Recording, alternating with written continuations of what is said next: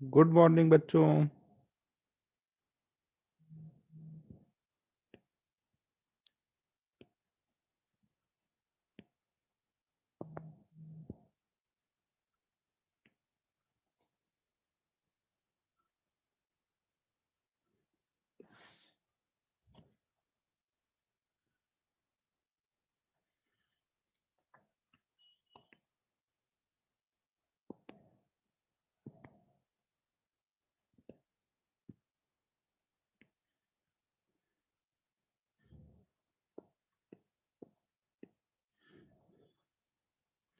आज थोड़ा इंटरनेट का इशू है, इसीलिए मुझे लेट हो गया।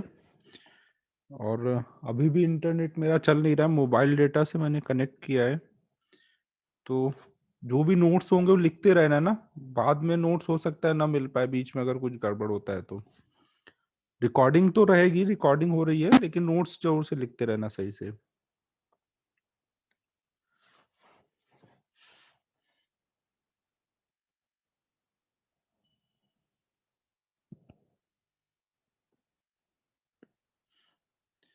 तो लास्ट टाइम मैंने होमवर्क दिया था, तो पहले वो डिस्कस कर लिया जाए।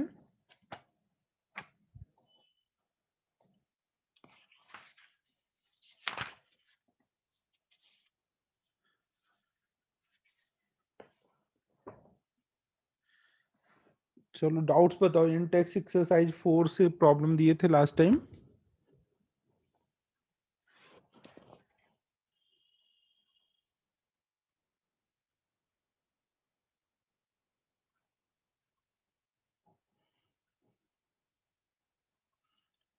फोर्थ पहले बताना है।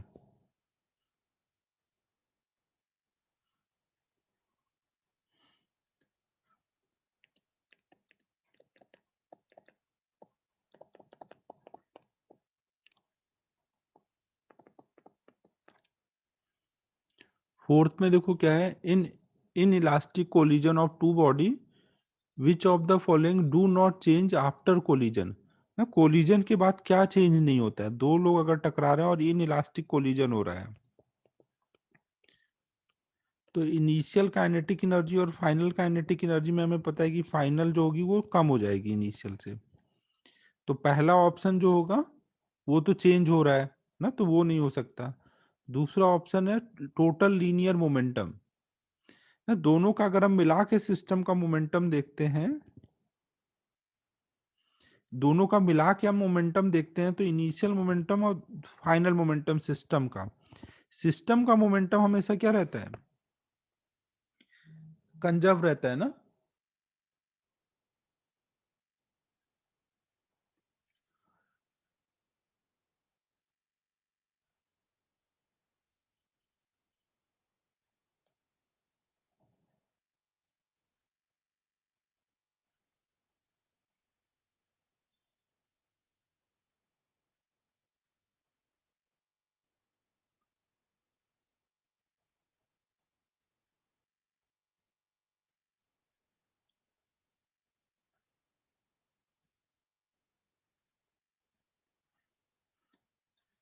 ठीक है, तो फिर ए में डाउट था, ए क्लियर हो गया ना। फिर है नेक्स्ट फिफ्थ क्वेश्चन।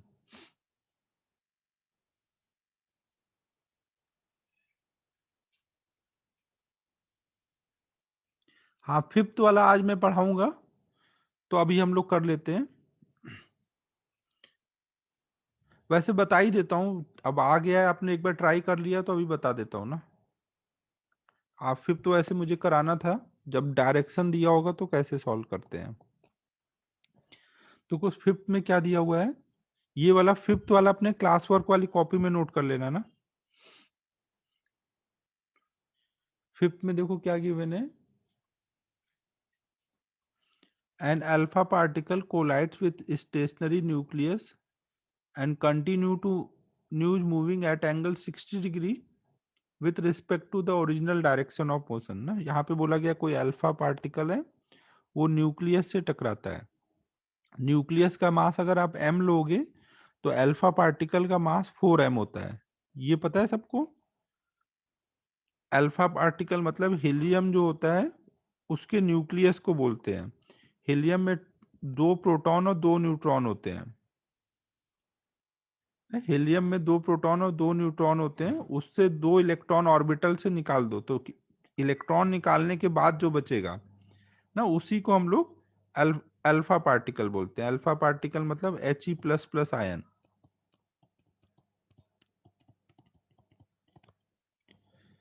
तो हमें पता है इसमें 2 प्रोटॉन और 2 न्यूट्रॉन है।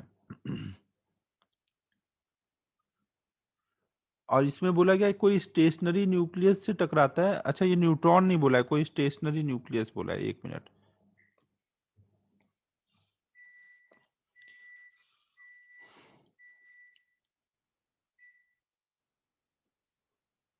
तो हमें बताना है कि अगर इसका मास हमारा कुछ 4m है, और ये इससे जा करके मास कुछ भी मान लेते हैं अभी, कुछ मास इसका कैपिटल एम है, ये मान लीजिए M2 है। तो M1 का मास बताना है। इन दोनों के बीच में इलास्टिक कोलिजन हुआ है ना, इन दोनों के बीच में इलास्टिक कोलिजन अगर होगा, और इलास्टिक कोलिजन के बाद ये क्या हुआ, ये ऐसे आया है टकरा करके, ये ऐसे चला गया और ये ऐसे चला गया है। और इनके बीच का एंगल कितना बोला गया है, बाद में ये इधर जा रहा है और ये इधर जा रहा है, 90 डिग्री। तो ऐसा कब होता है इलास्टिक कोलिजन में? इलास्टिक कोलिजन में आपको याद है कि हमने लास्ट क्लास में देखा था कि जब ये टकराते हैं, तो जैसे ये u स्पीड से आके टकराया, तो इधर को जो कंपोनेंट होगा u cos थीटा, वो अगर इधर आ गया, और u sin थीटा से ये इधर चला गया, तो इनके बीच में एंगल कितना बनेगा? 90 डिग्री। सिद्धेश, अगर कोई ऐसे आ रहा था और फिर बाद में 60 डिग्री पे गया और एक 30 डिग्री पे गया, तो 30 डिग्री और 60 डिग्री का सम 90 डिग्री हो जाता है।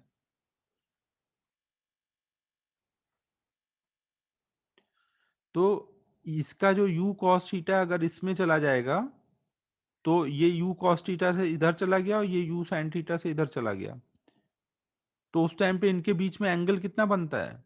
इलास्टिक कोलिजन अगर आइडेंटिकल बॉडी के बीच में होता है, इलास्टिक कोलिजन अगर आइडेंटिकल बॉडी के बीच में होता है,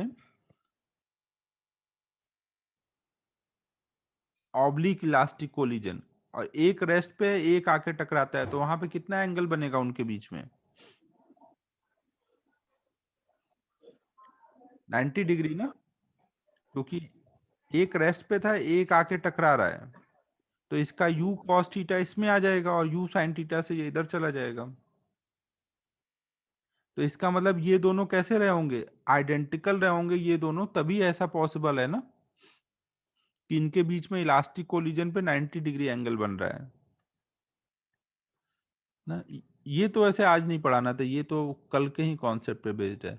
तो हमें इसका मास नंबर बताना है। तो अब ये दोनों आइडेंटिकल हैं, तो जो अल्फा पार्टिकल का मास होगा वही इसका मास होगा। और अल्फा पार्टिकल का मास कितना होता है? 2 प्रोटॉन और 2 न्यूट्रॉन, तो मास नंबर कितना हुआ? 4। तो इसका भी कितना होगा? 4 हो जाएगा। समझ आया सभी को?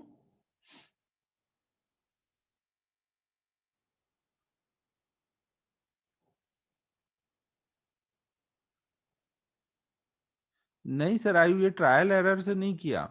ये देखो, आपने एक बार देख लिया कि अगर दो identical particle oblique elastic collision करते हैं, एक रेस्ट पे और एक आके टकराएगा, तो उनके बीच में कितना एंगल बनता है?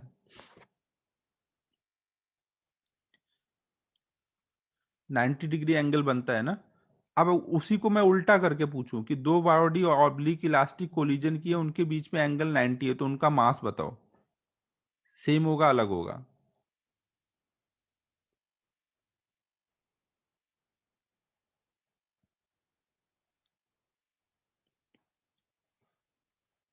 ना बस वही है, उल्टा करके पूछा गया, एंगल दे करके मास पूछा गया, और अभी तक हमें मास दिया रहता था तो हम एंगल बता पाते थे।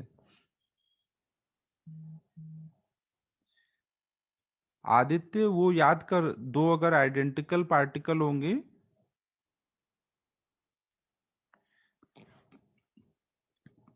ये लिख लो भाई, देखो यहाँ पे मैं फिर से एक बार बता रहा हूँ, अगर कोई पार्टिकल यू स्पीड से आ रहा है और एक दूसरा पार्टिकल रेस्ट पर है, दोनों आइडेंटिकल हैं और इनके बीच में इलास्टिक कोलिजन होगा, तो कौन सी वेलोसिटी कोलिजन में इंटरचेंज हो पाएगी यहाँ पर? कोलिजन के टाइम पे क्या हो रहा होगा? कोलिजन के टाइम पर ऐसा कुछ डायग्राम बनेगा, एक मिनट ना, कोलिजन के टाइम पे कुछ ऐसा डायग्राम बनेगा ना, ये यू स्पीड से आ रहा था, ये लाइन ऑफ इम्पैक्ट है, तो ये यू कॉस थीटा इधर है और यू साइन थीटा इधर है। तो इस टाइम पर अगर दोनों का मास सेम है और इलास्टिक कोलिजन हो रहा है, तो जो लाइन ऑफ इम्पैक्ट के लॉन्ग वेलोसिटी है वही इंटरचेंज होंगे ना, तो आफ्टर कोलिजन क्या हो जाएगा, इसमें यू कॉस थीटा वेलोसिटी आ जाएगी और इसकी जीरो इधर चली जाएगी, और ये वाली अब भी रहेगी इसी में यू साइन थीटा। तो अब इनके बीच में एंगल कितना बनेगा ना, 90 डिग्री ना, दोनों के वेलोसिटी के बीच में ना, तो यही है, तो इसको हम लोग लिख लेते हैं, during elastic oblique collision between to,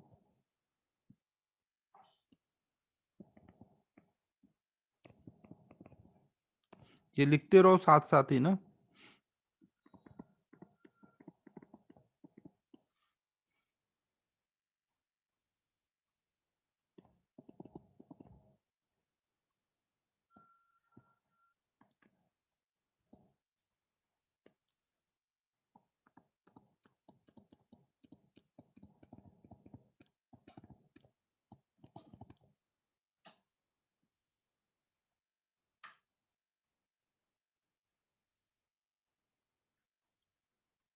अबे भावे, सारी कहानी हो गई, फिर तू वही बात पूछने लग गया।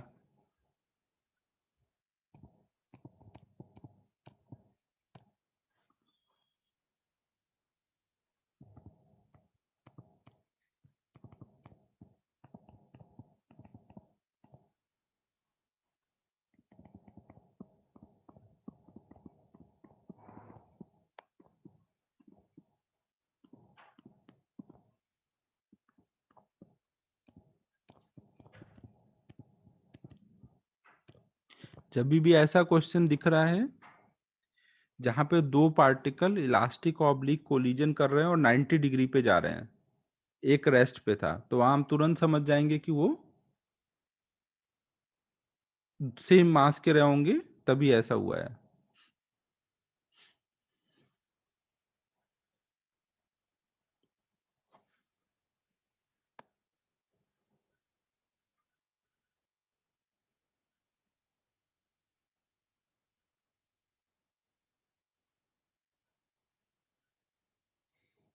कल मैंने गलती से एक, यार वो 12th का एक पीडीएफ 11th वाले ग्रुप पे डाल दिया था, वो इग्नोर करना ना, वो तुम्हारे लिए नहीं था। कम्युनिकेशन सिस्टम करके एक टॉपिक था वो, हाँ कम्युनिकेशन सिस्टम वाला ना, वो 11th के लिए नहीं, 12th के लिए है।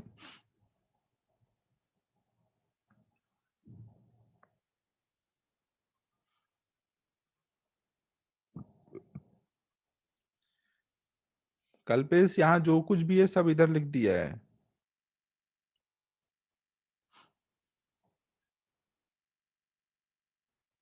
हाँ वो 90 डिग्री आया इसलिए वो आइडेंटिकल हुए, क्योंकि हमें पता है कि अगर आइडेंटिकल होंगे तो 90 डिग्री पे जाएंगे, तो उल्टा 90 डिग्री है तो आइडेंटिकल है।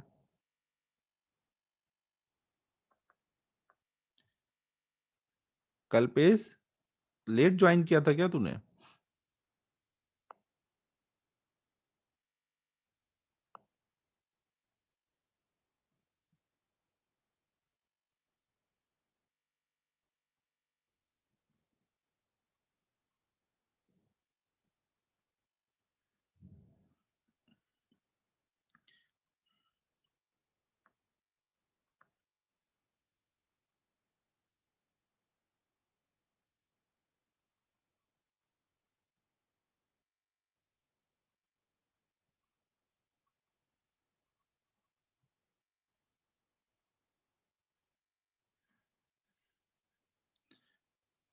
6 देखते हैं फिर।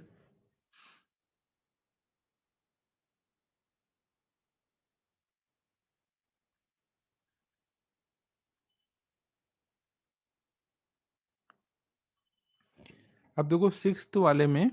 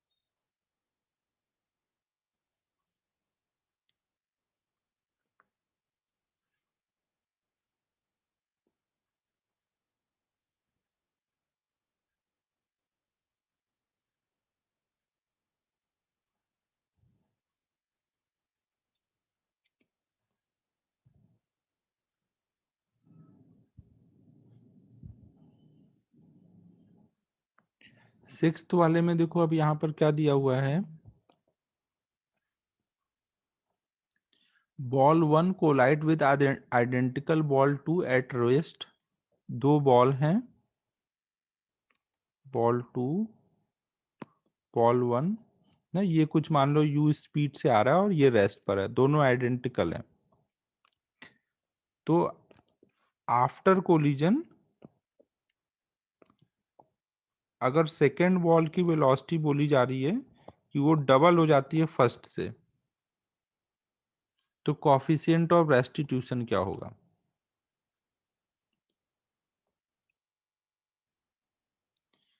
ठीक है, क्वेश्चन क्लियर है। अब तक हमें ई दिया जाता था, v1 v2 निकालना होता था, अभी उल्टा हो गया है, v1 v2 के बारे में दे दिया गया है और हमें ई निकालना है। ठीक है, क्लियर है। तो आप यहाँ पे क्या क्या कर लोगे, एक तो मोमेंटम कंजर्वेशन लगा दो। फाइनल मोमेंटम क्या होगा, m into two v plus m into v, final momentum. और इनिशियल मोमेंटम कंजर्व कराओ, इनिशियल मोमेंटम होगा m इंटू यू,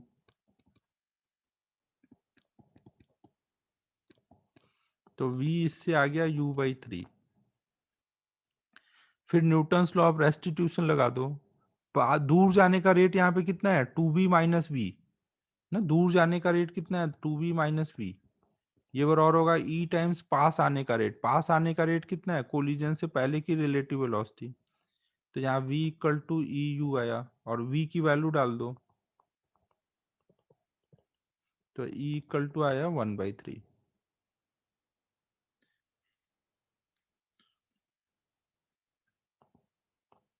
समझ आया सभी को?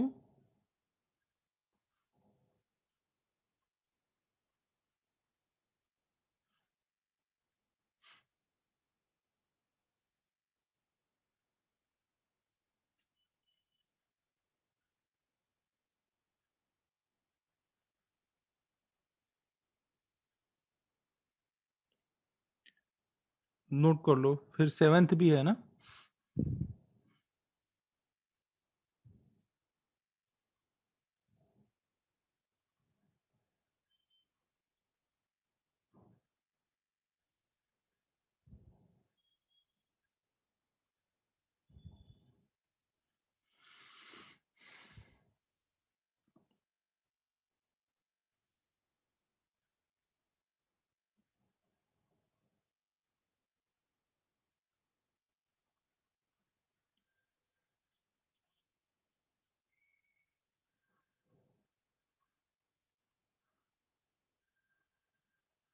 7 8 एंगल वाले अभी मैं कुछ पढ़ाने वाला हूँ, उसके बाद ट्राई कर लेना ना।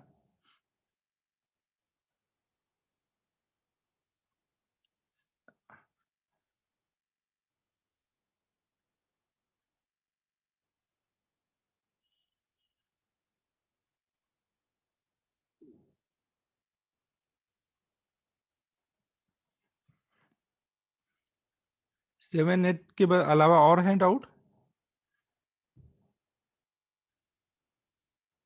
टेंथ टेंथ में देखो क्या क्या है। In one dimensional collision between two identical particle A and B,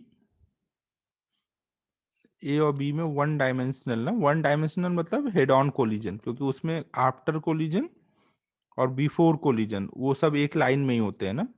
oblique collision को टू डायमेंशनल कोलिजन बोलोगे, क्योंकि वो फिर एक अलग अलग लाइन पे जाते हैं ना। तो एक प्लेन में कोलिजन है 2D में। ये हेड ऑन कोलिजन हो रहा है, बी रेस्ट पर है और ए आ रहा है पी मोमेंटम से।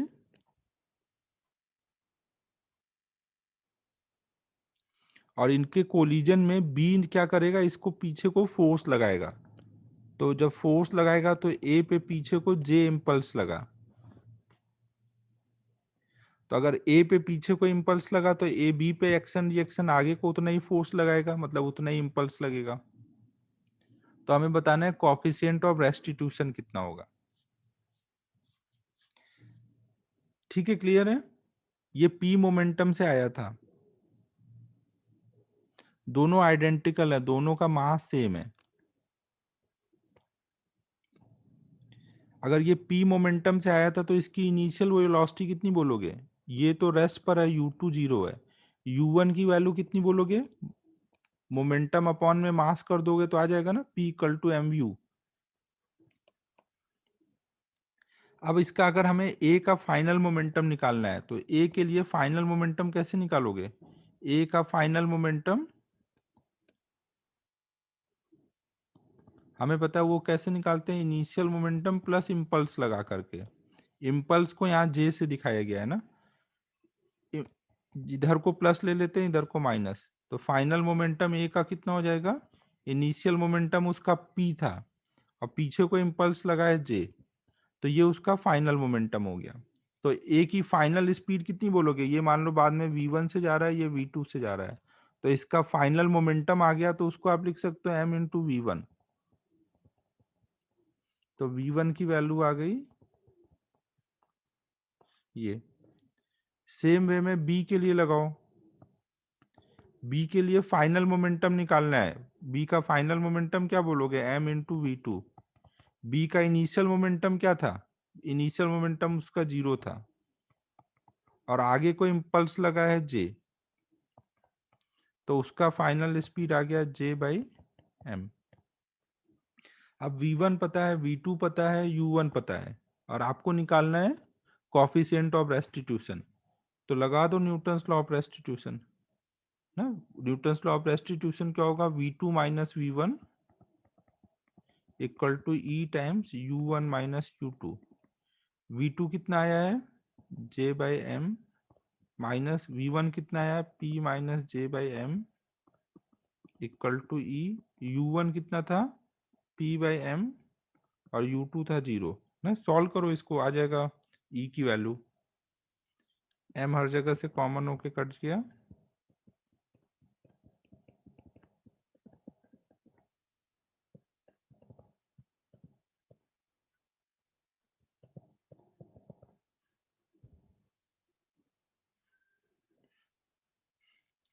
समझ आया सभी को।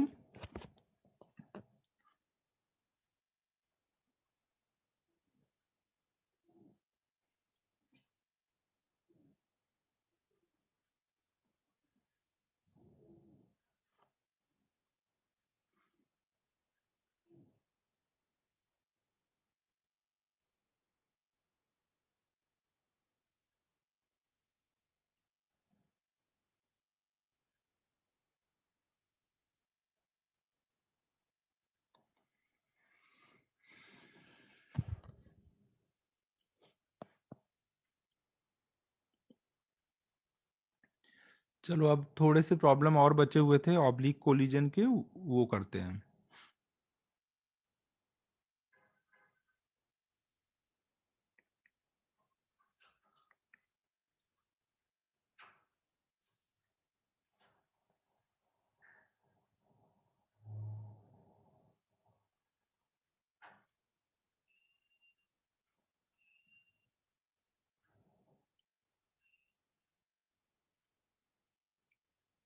श्रेयस, अब नेक्स्ट क्लास में एक्सरसाइज 1 के सब डाउट ही डिस्कस करने हैं, तब कर दूंगा ना, अब थोड़ा पढ़ाने दे।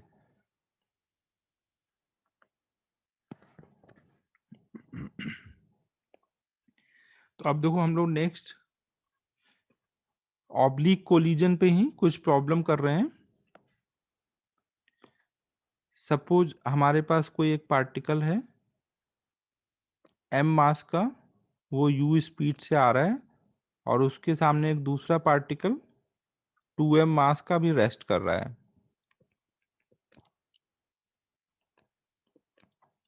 अगर आफ्टर कोलिजन, ये मान लीजिए पार्टिकल A है, ये B है, A वाला पार्टिकल कुछ इधर को जाता है और ये एंगल बन रहा है कुछ 30 डिग्री, और B वाला पार्टिकल कुछ इधर को जाता है, ये एंगल बन रहा है 60 डिग्री। तो हमें बताना है इनकी वेलोसिटी क्या क्या होंगी, v1 और v2 की वैल्यू क्या क्या होगी। कोलिजन में सबको क्लियर है क्या क्या दिया है? ए की वेलोसिटी दी है, मास ए और बी का दिया है। आफ्टर कोलिजन दोनों के एंगल बताए गए हैं, तो हमें v1 v2 बताना है।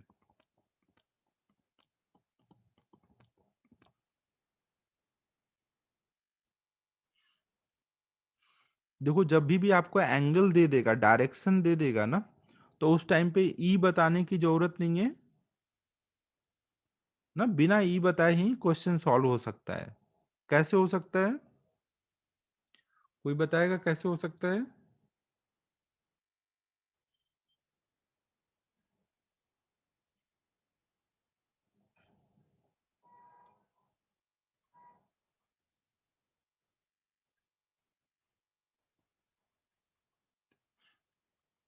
नहीं नहीं नहीं, ई नहीं पकड़ना है वन। यहाँ पे देखो मास आइडेंटिकल नहीं है ना, अगर आइडेंटिकल मास होते तब आप बोलते 90 डिग्री पे गया है तो इलास्टिक है ना, यहाँ आइडेंटिकल थोड़ी दिया है।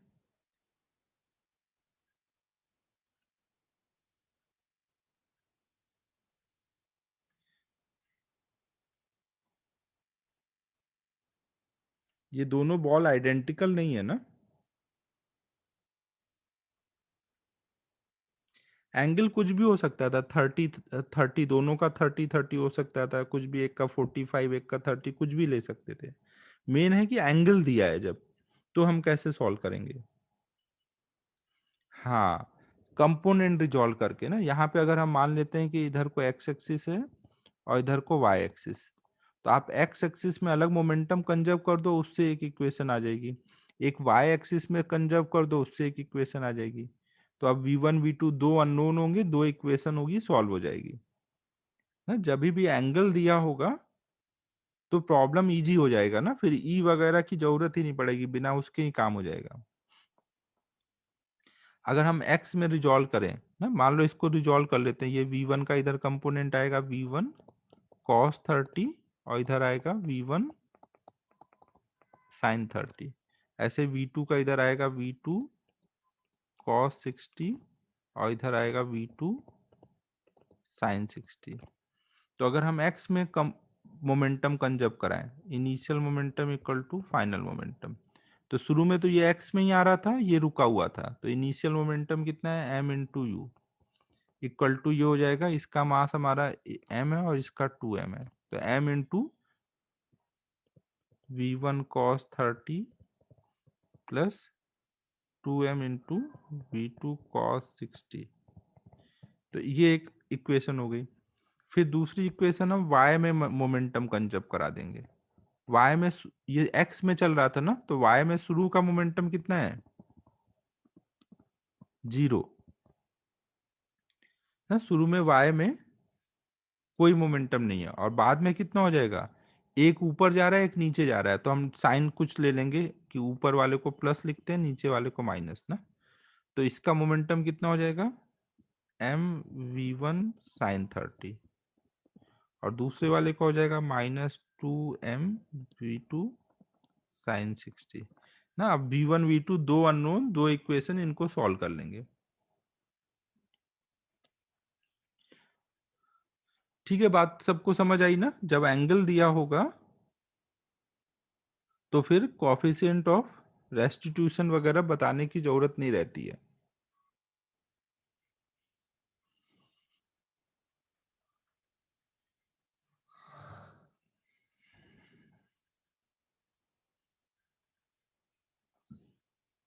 नोट कर लो इसको।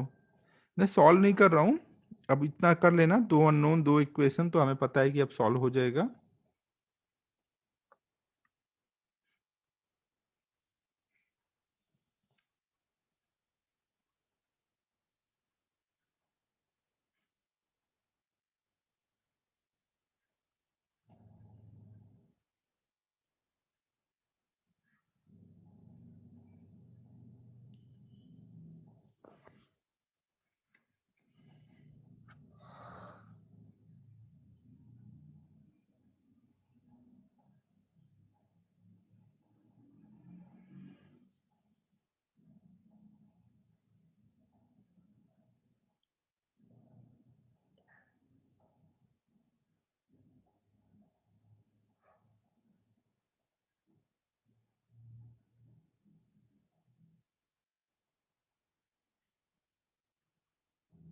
चले नेक्स्ट स्लाइड पर।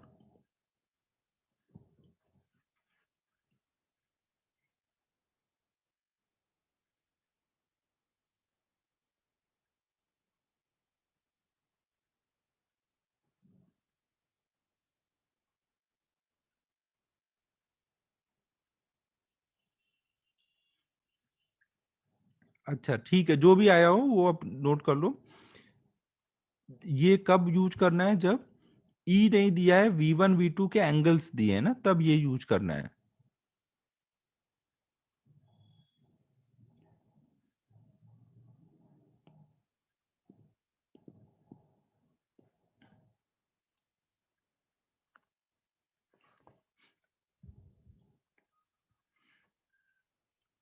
ऑब्लिक कोलिजन पे एक और प्रॉब्लम करना है।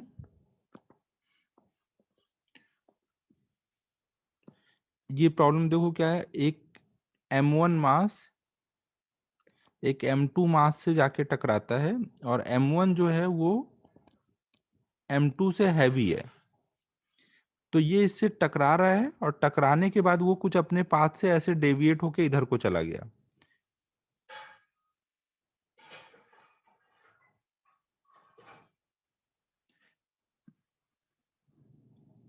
अबे आयुष, मैं तुमको क्या बोल रहा हूँ, तुम पता नहीं क्या समझ रहे हो।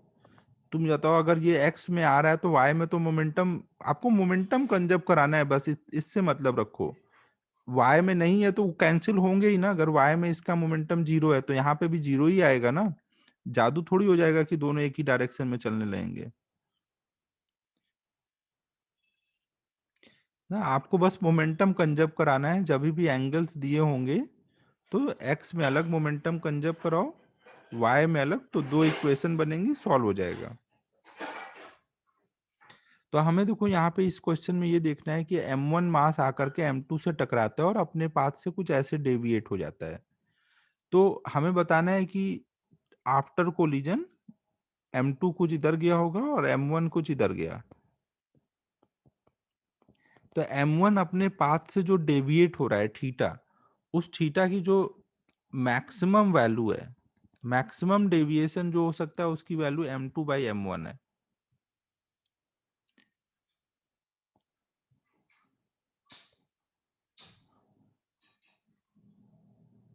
ना। ये हमें प्रूव करना है कि जब भी कोई हैवी पार्टिकल आके टकराएगा और इलास्टिकली टकरा रहा है, और एक लाइटर पार्टिकल से टकरा के अपने पाथ से डेविएट होता है, तो उसके पाथ में मैक्सिमम जो डेविएशन आ सकता है, उसकी वैल्यू कितनी हो सकती है। तो वो आएगा कुछ M2/M1। ये हमें प्रूव करना है अभी। अगर आपको ये ट्राई करना है तो उसके लिए फिर आप आज ट्राई कर लीजिए, नेक्स्ट क्लास में करता हूँ।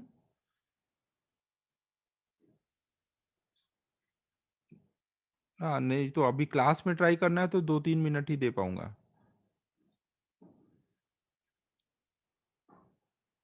क्वेश्चन सबको क्लियर है ना? एक हैवी पार्टिकल लाइट पार्टिकल से टकरा करके अगर अपने पाथ से डेविएट होगा, तो मैक्सिमम कितने का वहां पे डेविएशन आ सकता है।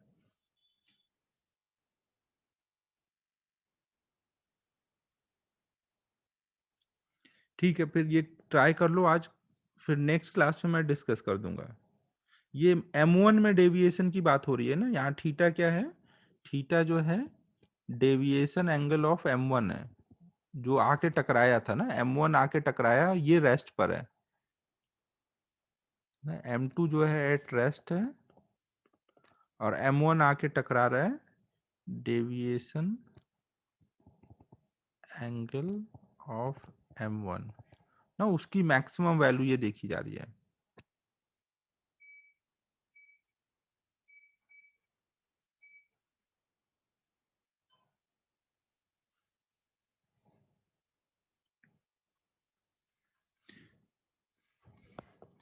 ठीक है, फिर ये नेक्स्ट क्लास में हम लोग डिस्कस करेंगे ना। प्रॉब्लम नोट कर लो। डेविएट, देखो M2 को डेविएट नहीं बोलोगे, M2 तो रेस्ट पे था, वो तो बस जब कोलिजन हुआ तो कोई एक डायरेक्शन में गया। डेविएशन किसका बोलोगे? जिसका पहले से कोई डायरेक्शन था।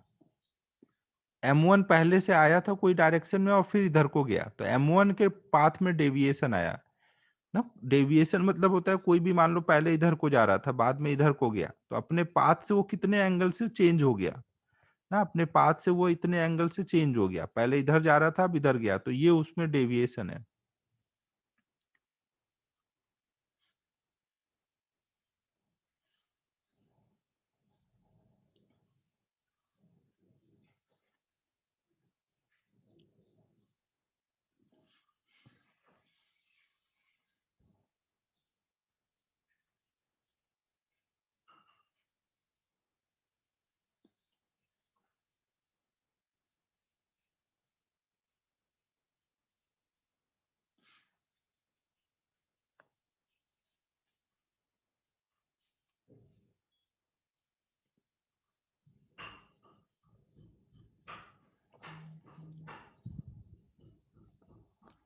अब नेक्स्ट हम लोग देख रहे हैं, कोई भी ग्राउंड या वॉल के साथ अगर इन इलास्टिक कोलिजन होगा तो उस टाइप के प्रॉब्लम कैसे करेंगे।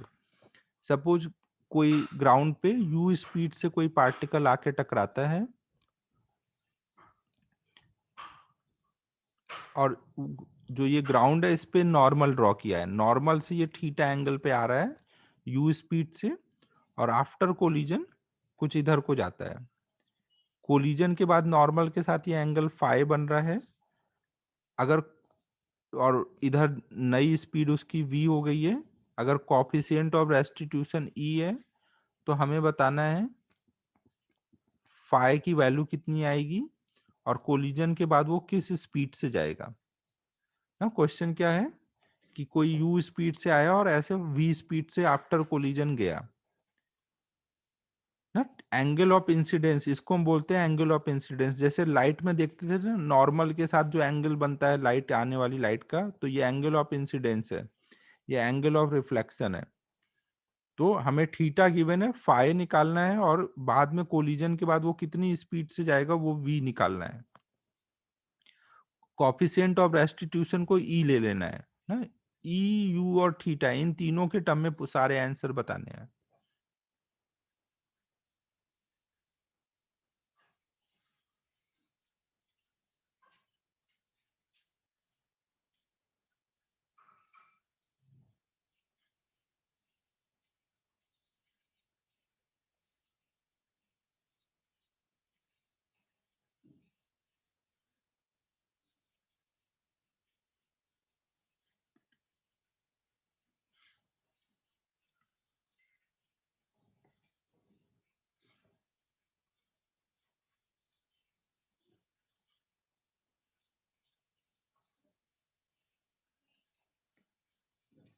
ट्राई कर लो 2-3 मिनट, फिर मैं सॉल्व करता हूँ।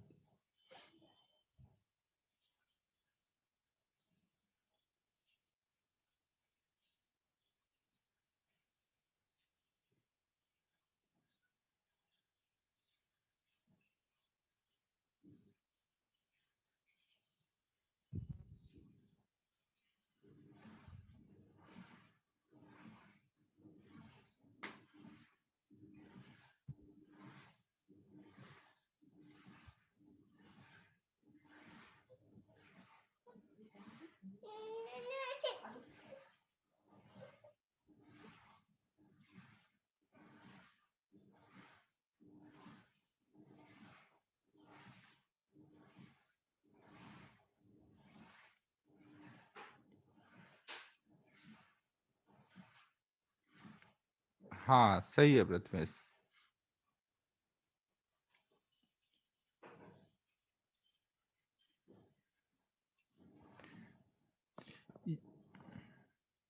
हाँ सही है, tan phi equal to tan theta by. देखो यहाँ पे क्या क्या हो रहा होगा। नॉर्मल के पैरेलल यहाँ पे अगर हम लाइन ड्रॉ कर दें तो ये ऑल्टरनेट एंगल थीटा आएगा।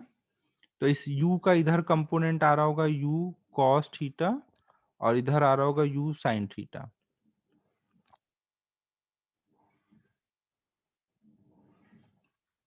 हम्म ना, तो यहाँ पे देखो कोलिजन किसकी वजह से होगा, u cos थीटा की वजह से या u sin थीटा की वजह से। ना वॉल के परपेंडिकुलर जो स्पीड है उसके वजह से कोलिजन होगा, या वॉल के पैरेलल जो वेलोसिटी है उसकी वजह से। कंपोनेंट परपेंडिकुलर वाले ना कॉस की वजह से हो रहा होगा। और आफ्टर कोलिजन ये एंगल कुछ फाई बन रहा होगा ना, यहाँ का फाई है तो यहाँ का भी फाई है। तो v का इधर कंपोनेंट क्या आएगा, v cos फाई, और इधर आएगा v sin फाई ना। यहाँ पे ये जिससे टकराया है वो स्मूथ है ना।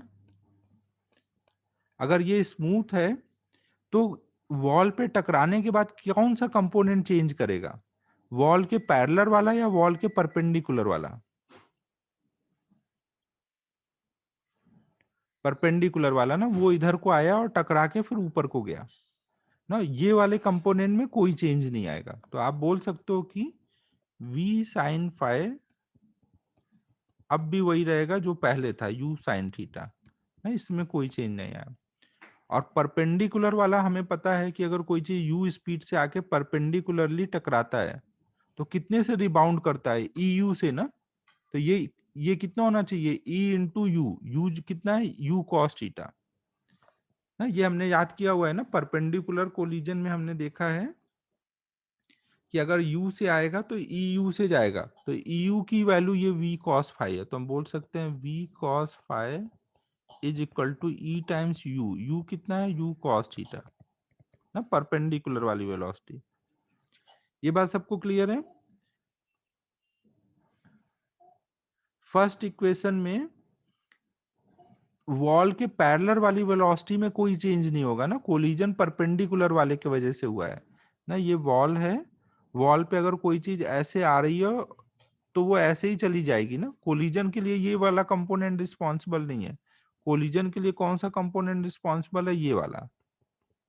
अगर वो u cos थीटा से आया है तो कितने से वापस जाएगा, e u cos थीटा से। और अगर इधर को वो u sin थीटा से आ रहा था और स्मूथ वॉल है तो वो वॉल के अलोंग कोई फोर्स नहीं लगेगा ना, तो ये वाला कंपोनेंट वही बना रहेगा ना, इसमें कोई चेंज नहीं आएगा। तो मैंने वही बोला, बाद वाला कंपोनेंट ये सेम रहेगा, और ये वाला कंपोनेंट जो टकराने के बाद वापस जा रहा है, ये वाला कंपोनेंट ये है। तो अब अगर इन दोनों को हम, हाँ अगर स्मूथ नहीं होता तो फिर ये वाला कंपोनेंट भी चेंज हो जाता है, ये वाला भी ना, क्योंकि फिर जब नॉर्मल इम्पल्सिव होगा तो फ्रिक्शन भी इम्पल्सिव हो जाएगा, तो वो इसको चेंज करा देगा ना। बट अभी आप थोड़ी देर के लिए उस पर फोकस नहीं करो, वो आगे कराना है लेकिन बाद में कराऊंगा, अभी इतनी जल्दी नहीं। तो अब हम लोग इसको अगर डिवाइड कर देते हैं तो ये क्या हो जाएगा, इक्वेशन वन और इक्वेशन टू डिवाइड करोगे तो tan फाइ इक्वल टू आ जाएगा tan थीटा अपॉन में ई ना। आपको ये फॉर्मूला याद रखना है कि अगर थीटा एंगल पे आके टकराता है और फाइ एंगल पे जाएगा तो tan फाइ बराबर होगा tan थीटा बाई ई। और दूसरा वाला फॉर्मूला आपको याद नहीं रखना है, जरूरत होगी तो स्क्वायर करके ऐड करके निकाल लेना है। अगर इक्वेशन वन और इक्वेशन टू को स्क्वायर करके ऐड करें तो V square sine square five और V square cos square five बन जाएगा वी स्क्वायर। इधर आ जाएगा U square sine square theta E square U square cos square theta, तो वी की वैल्यू इससे आ जाएगी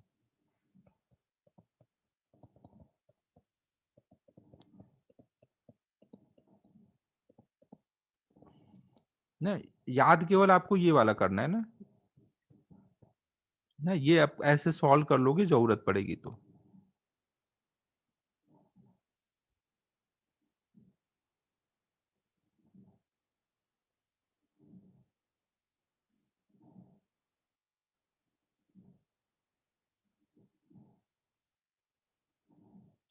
हाँ सोनाली, ईयू में यू टकराने के जस्ट बाद की वेलोसिटी होती है, जस्ट पहले की, और ईयू जस्ट टकराने के बाद की।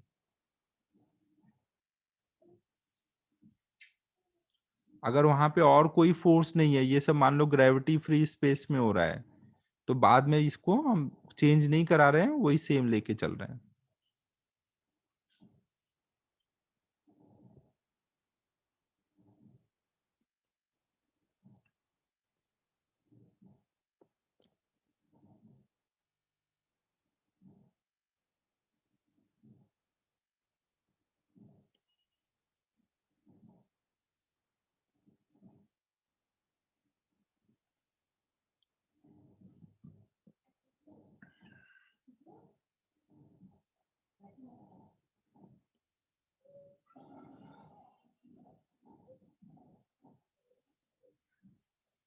नोट हो जाए तो बोल देना।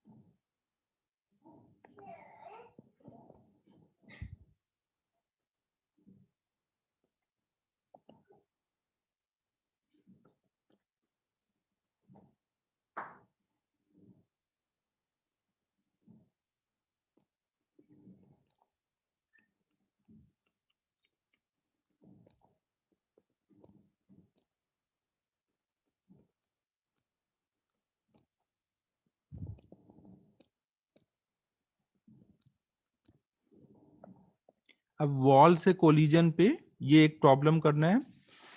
कोई पार्टिकल इतनी वेलोसिटी से आ रहा था, यू उसकी इनिशियल वेलोसिटी है, और आफ्टर कोलिजन उसकी वेलोसिटी ये हो गई। वॉल किधर है ये सब कुछ पता नहीं है ना, बस यू दिया है, वी दिया है, तो आपको ई निकालना है ना। यू कोलिजन से पहले की वेलोसिटी है, और वी कोलिजन के बाद की वेलोसिटी है। आपको खुद से सोचना है कि वॉल का क्या डायरेक्शन है। कोई वॉल पे पार्टिकल टकरा रहा है, यू दिया है, वी दिया है, तो ई की वैल्यू कितनी हो जाएगी ये निकालना है।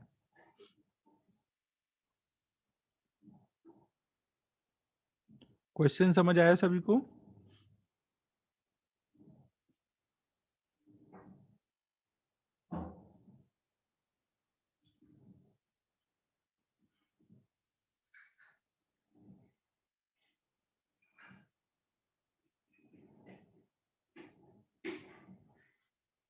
क्वेश्चन समझ आया क्या?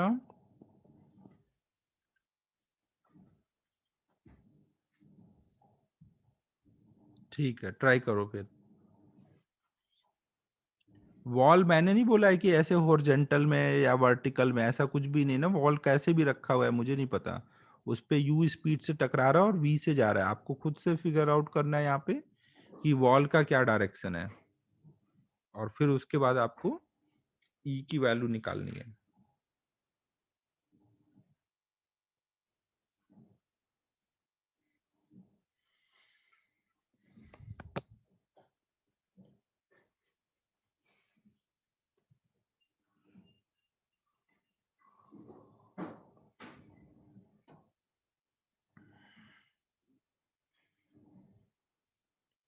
1/√5 चेक करना पड़ेगा।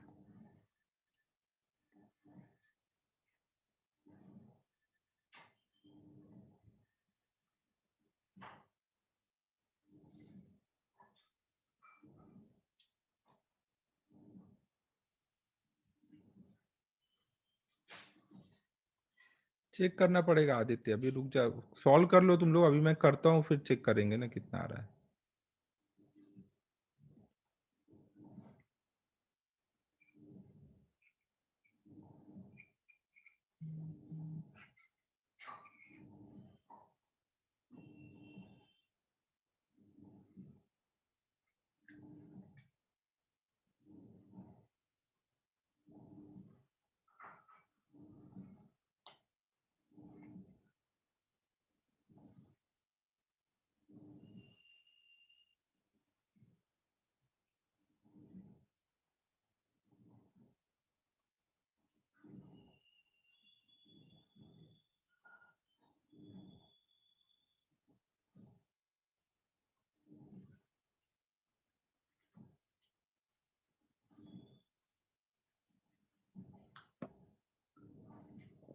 नहीं सलोनी, V इक्वल टू यू तो तब लगाते जब वो परपेंडिकुलर टकराया है ना। बट यहाँ परपेंडिकुलर है नहीं है, कैसे पता? परपेंडिकुलर टकराया होता तो दोनों वेलोसिटी अपोजिट में दिखती ना, एंटी पैरेलल। यहाँ एंटी पैरेलल नहीं दिख रहा है।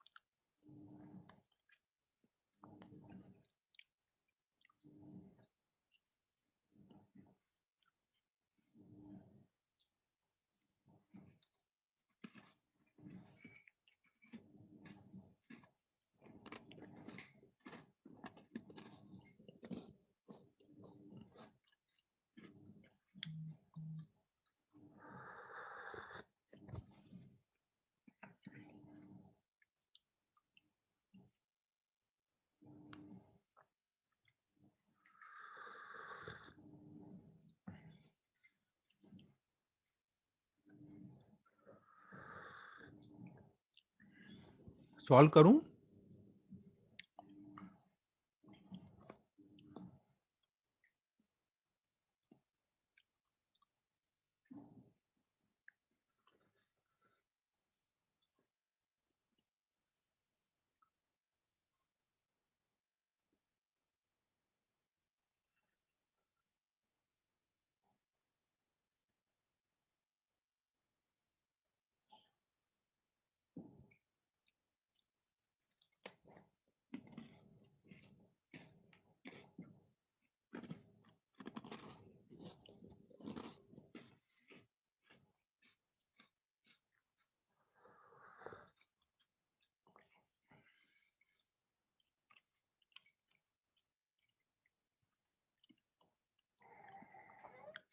भावेश, क्या ज्ञान बांट रहे हो?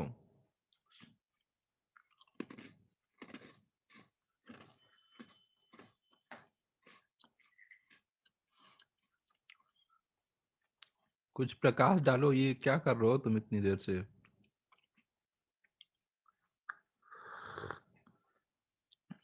यू का एंटी पैरेलल वेक्टर बता रहे हो?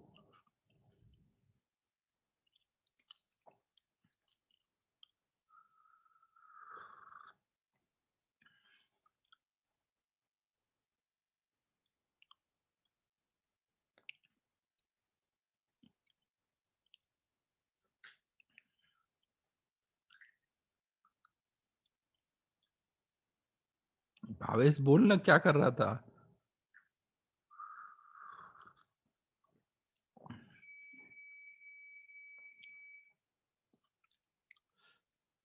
वॉल की स्पीड तो 0 है, हाँ वो तो ठीक है। तो ये कौन सा न्यूटन का थर्ड लॉ है जिसमें तूने डाल दिया है? न्यूटन थर्ड लॉ का कौन सा फॉर्मूला है ये? अच्छा, न्यूटन लॉ ऑफ रेस्टिट्यूशन में डाल दिया। तो न्यूटन लॉ ऑफ रेस्टिट्यूशन किस लाइन के लॉन्ग लगाते हैं? किधर भी लगा देते हैं या कोई उसमें रूल है किधर को लगाते हैं? तो यहाँ पे हमें कैसे पता कि लाइन ऑफ इम्पैक्ट किधर है? तुझे पता चला?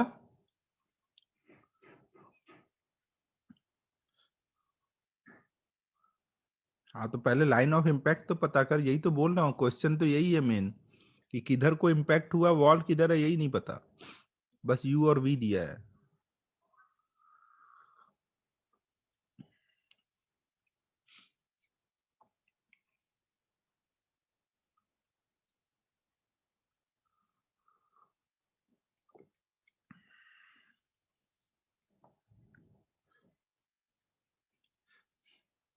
नहीं नहीं, ऐसा कुछ नहीं भावेश, कुछ भी सफिशियंट इंफॉर्मेशन है, सोच।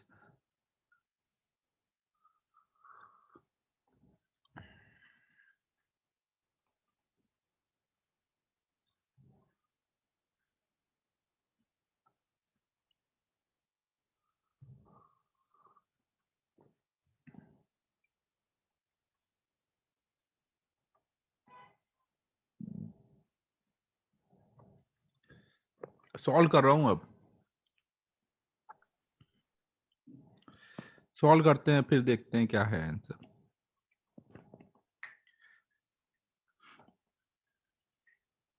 देखो, अगर हम इसके लिए इम्पल्स मोमेंटम थ्योरम लगाएं बॉल के लिए ना, बॉल किधर भी हो सकता है, इस पे ये u स्पीड से आके टकराता है और फिर टकरा के कुछ इधर को गया v स्पीड से,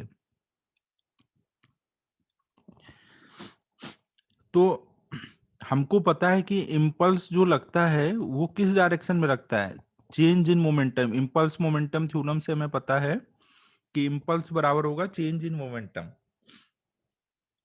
तो मोमेंटम में जो चेंज का डायरेक्शन होगा वही इम्पल्स का डायरेक्शन होगा ना। हमें इनिशियल वेलोसिटी पता है, मतलब इनिशियल मोमेंटम पता है, फाइनल मोमेंटम पता है, तो हम इम्पल्स का डायरेक्शन यहां से सोच सकते हैं। और इम्पल्स का डायरेक्शन किधर होता है, जिधर को उस पे फोर्स लगता है।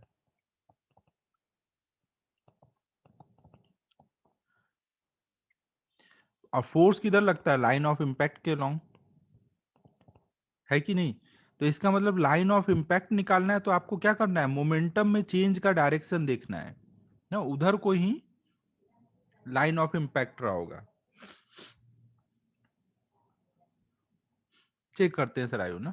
तो इसका मतलब देखो यहाँ पे जो नॉर्मल, ये वॉल का नॉर्मल होगा, वॉल का नॉर्मल अगर इस डायरेक्शन में है तो इधर कोई फोर्स लगेगा ना। तो नॉर्मल के लॉन्ग अगर आपको यूनिट वेक्टर देखना है तो आपको किस सर क्या देखना है, जो मोमेंटम का वेक्टर है उस नॉर्मल के लॉन्ग, अगर मान लो हमें यूनिट वेक्टर चाहिए, यूनिट वेक्टर ना, डायरेक्शन केवल हमें बताना है ना, डायरेक्शन, तो हम मोमेंटम में जो चेंज आ रहा है उधर के लॉन्ग का यूनिट वेक्टर लिख देंगे।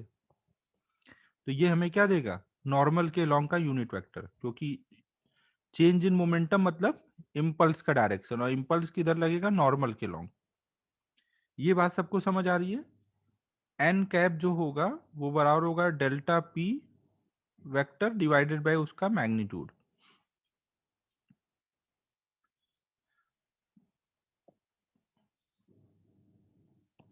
तो हम बोल सकते हैं कि एन कैप हमारा कितना हो जाएगा, m into final momentum minus initial momentum.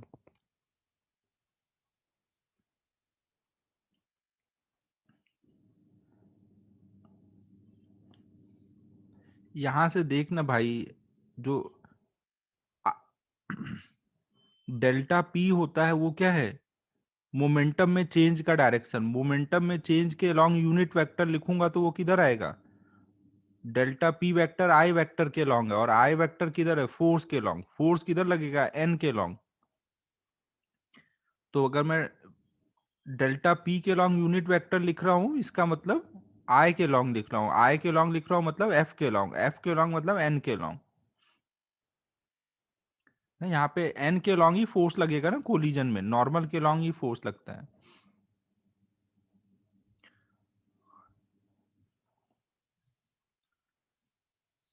कुछ ज्यादा तो नहीं हो गया, सबको समझ आया ये बात। एन कैप जो होगा वो डेल्टा पी के लॉन्ग होगा।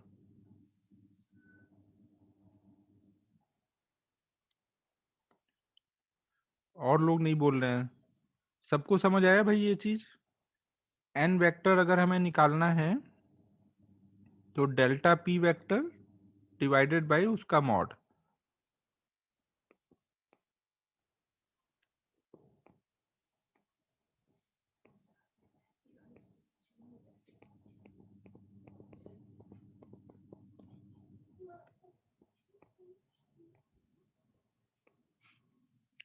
एम तो स्केलर है, वो कॉमन होके कट जाएगा, तो v minus you divided by mod of v minus you, ये हमें एन कैप देगा ना। कभी भी अभी आपको वॉल का डायरेक्शन पता करना है तो आप ऐसे सोचोगे ना, v minus you divided by mod of v minus you, unit vector बनाया इसको ना, यूनिट वेक्टर।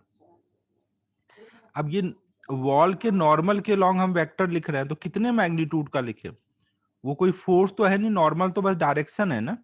तो डायरेक्शन हमें देखना है तो हम उधर को यूनिट वेक्टर लिखेंगे। यूनिट वेक्टर कैसे आता है, वेक्टर को उसके मैग्नीट्यूड से डिवाइड कर देंगे तब वो यूनिट वेक्टर आएगा ना।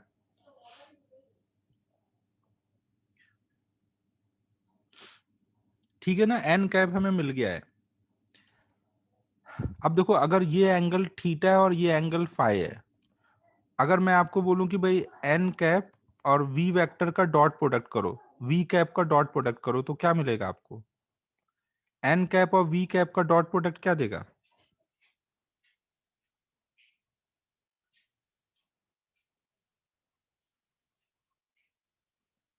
ना, एन का मैग्नीट्यूड वी का मैग्नीट्यूड इंटू कॉस फाई ना। एन कैप और वी कैप लिया है, दोनों यूनिट वेक्टर है, तो ये कितने के बराबर आ जाएगा? कॉस फाई के बराबर आ जाएगा। सेम वे में अगर मैं एन कैप और यू कैप का डॉट प्रोडक्ट करूं, तो क्या मिलेगा?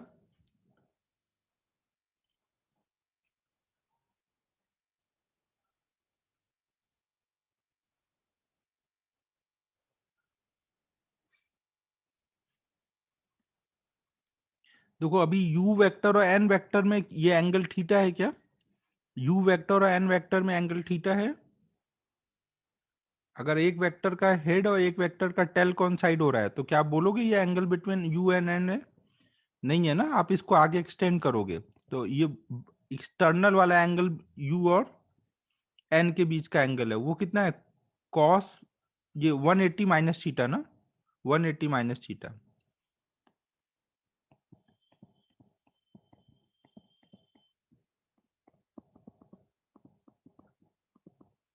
अगर मैं यहाँ पे मॉड लगा देता हूँ ना, अगर मैं मॉड लगा दूंगा, तो अब मैं इसको लिख सकता हूँ 1 माइनस, यहाँ पे आएगा कॉस थीटा ना, तो मैंने इसको कॉस थीटा लिख लिया। ठीक है, क्लियर है सभी को ये चीज?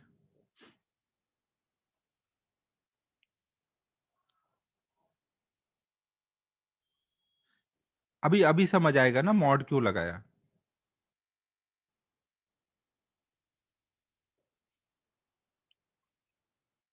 अब देखो, हमें ये पता है कि जो इधर को कंपोनेंट आएगा v cos फाई, और इसका इधर को कंपोनेंट u cos थीटा, इनके वजह से ही कोलिजन हुआ, u cos थीटा के वजह से कोलिजन हुआ और वो v cos फाई बन गया। तो हमें पता है v cos फाई बराबर होगा e into u cos theta.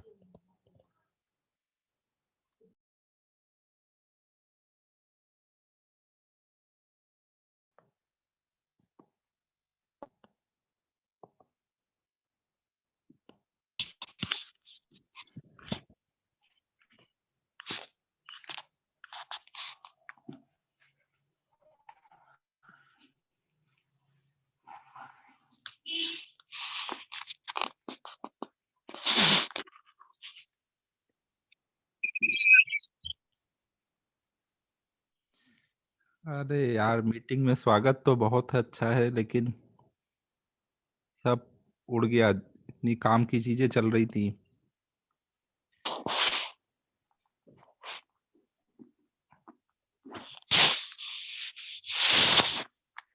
ये कौन आ गया इतनी आवाजें कर रहा है? पार्थ सिरोडे म्यूट रख भाई। तो भाई चलो फिर से स्टार्ट करते हैं सब कुछ।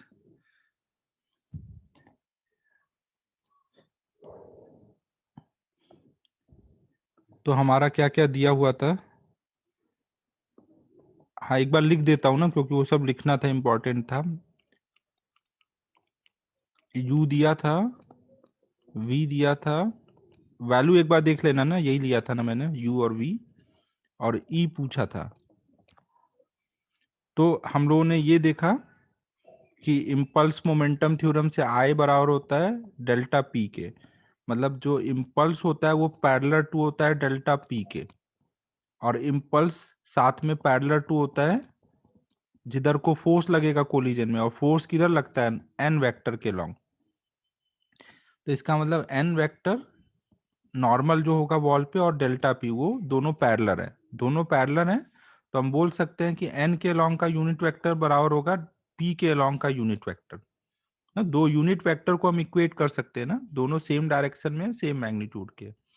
तो हम लिख सकते हैं एन कैप बराबर m into change in momentum upon में उसका मैग्नीट्यूड,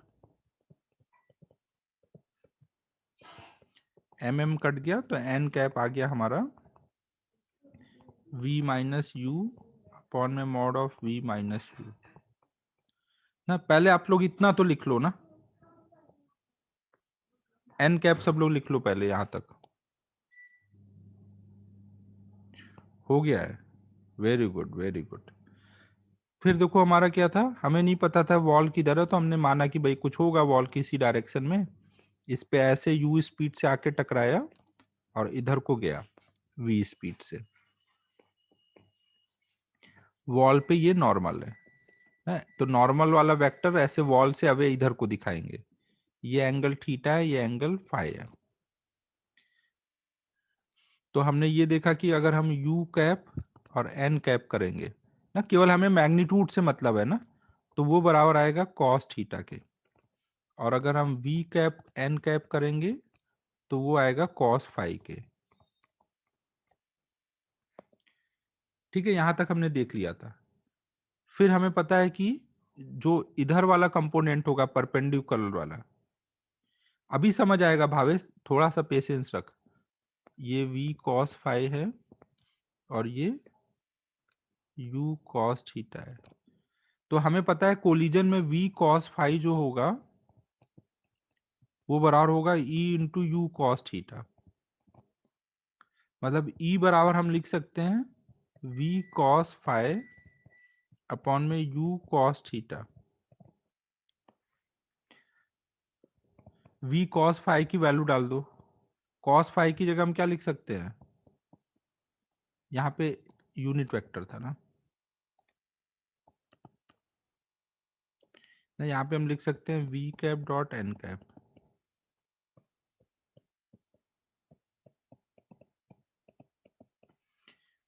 यहां तक सबको क्लियर है। अब v देखो यहाँ पे मैग्नीट्यूड है ना, मैग्नीट्यूड को अंदर ले जाएंगे तो v कैप में अगर मल्टीप्लाई करेंगे, v इंटू वी कैप को क्या लिखोगे, v इंटू वी कैप क्या हो जाएगा, v वेक्टर।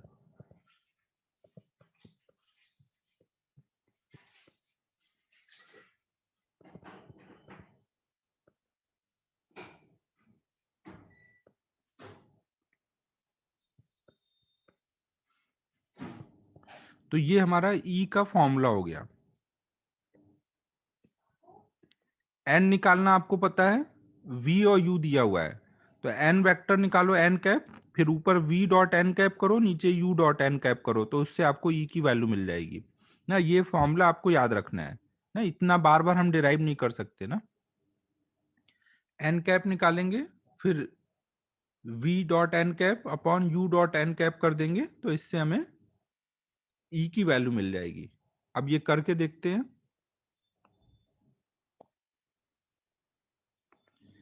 पहले तो एन कैप कितना आ जाएगा, तो v vector minus u vector divided by mod of v minus mod of u। Subtract करो, इसको सब्ट्रैक्ट करोगे v में से u तो कितना आएगा, -2i -2j ना। और इसका मॉड कितना होगा, मॉड निकाल लोगे ना, 2 का स्क्वायर प्लस 2 का स्क्वायर, तो √2 आ जाएगा ना। मतलब एन कैप आ गया -1/√2 आई कैप -1/√2 जे कैप।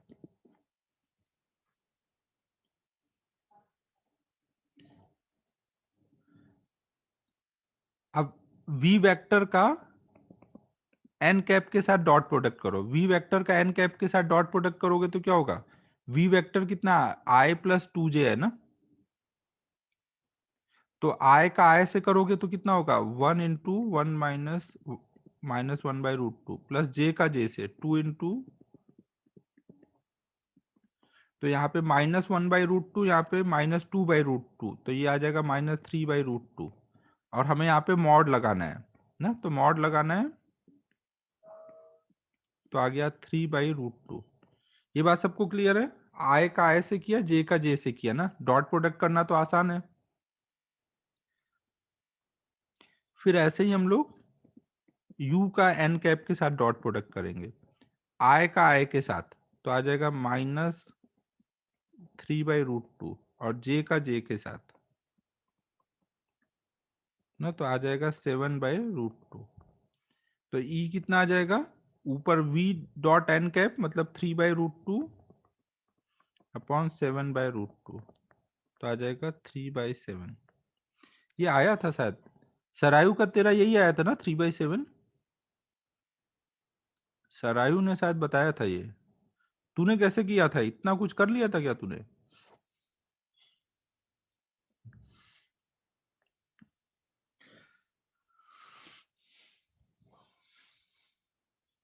क्या किया था तूने अलग मेथड में?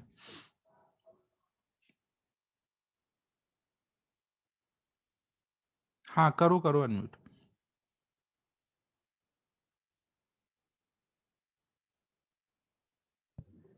हाँ सर। हाँ बता क्या। जो वॉल है ना, हाँ हाँ, उसको नया एक्स एक्सिस और उसके परपेंडिकुलर वाई एक्सिस ऐसे लिया, ओके। और ओरिजिनल जो एक्सिस थे हाँ हाँ, उसका नए एक्सिस से एंगल थीटा ले लिया। अच्छा। हाँ, तो दोनों इसके एंगल्स थीटा ही आएंगे ना, आई कैप और जे कैप का। हाँ तो हाँ, ऐसे उनका रिजॉल्व किया along new x axis y axis, और फिर उसके according E into V approach is equal to V separation वो किया, और मोमेंटम भी कंजर्व किया, तो वो है। मोमेंटम तो नहीं कंजर्व कर सकते ना, उसमें एक वॉल का तो आप मोमेंटम लोगे नहीं, वॉल तो रुका हुआ है। अब पार्टिकल का मोमेंटम तो कंजर्व होगा नहीं, क्योंकि वॉल उस पे फोर्स लगाएगा। बाकी एक बार मुझे तुम सोल्यूशन भेजो ना, क्योंकि देखो एक बार इतना जल्दी तूने क्या क्या कर लिया। बट अच्छा है, तूने तो सही कर दिया था 3/7। सर उसमें मोमेंटम मेरा वाला। टैन की वैल्यू -1 आई थी। अच्छा ठीक है, एक बार टैन भेजना थीटा मुझे ना, वैसे, मैं एक बार हाँ सही से चेक करता हूँ ना क्या क्या किया है तूने। बाकी सबको ओके समझ आया सर। ना? आपको देखो हर बार इतना दिमाग नहीं लगाना है, आपको सीधे क्या ध्यान रखना है, एन कैप कैसे लिखते हैं वो, फिर v vector dot n cap upon u vector dot n cap ना, इसमें रख करके हम निकाल देंगे। हाँ सर आयु। हाँ सर, मैंने गलत बताया, मोमेंटम ने कंजर्व किया मैंने। न्यू जो एक्स एक्सिस ली है हाँ ना नहीं, वो मुझे उसके। समझ आ रहा है, तूने किया होगा, बोलने में गड़बड़ हो रहा है, तो इसलिए मैं बोला ना, भेज हाँ एक बार चेक करूंगा ना। हाँ ओके सर। ठीक। आपको बाकी लोगों को समझ आया ना क्या करना है हमें ये?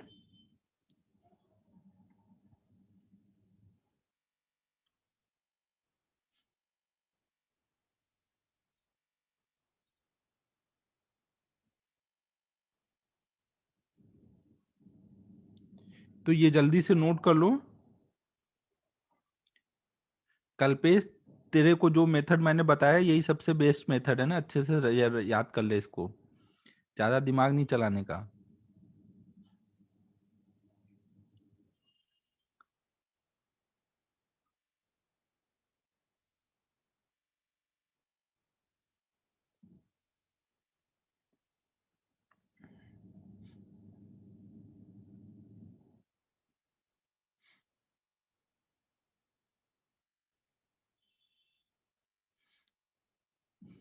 अब नेक्स्ट हम लोग इंक्लाइन, ये ऑब्लिक कोलिजन पे एक और प्रॉब्लम करना है, वेज के साथ पार्टिकल का कोलिजन ना, फिर ये हो जाएगा। तो अभी अपने पास है टाइम काफी, ये कर लेते हैं। फिर एक लास्ट टॉपिक बचेगा इसमें, वेरिएबल मास सिस्टम।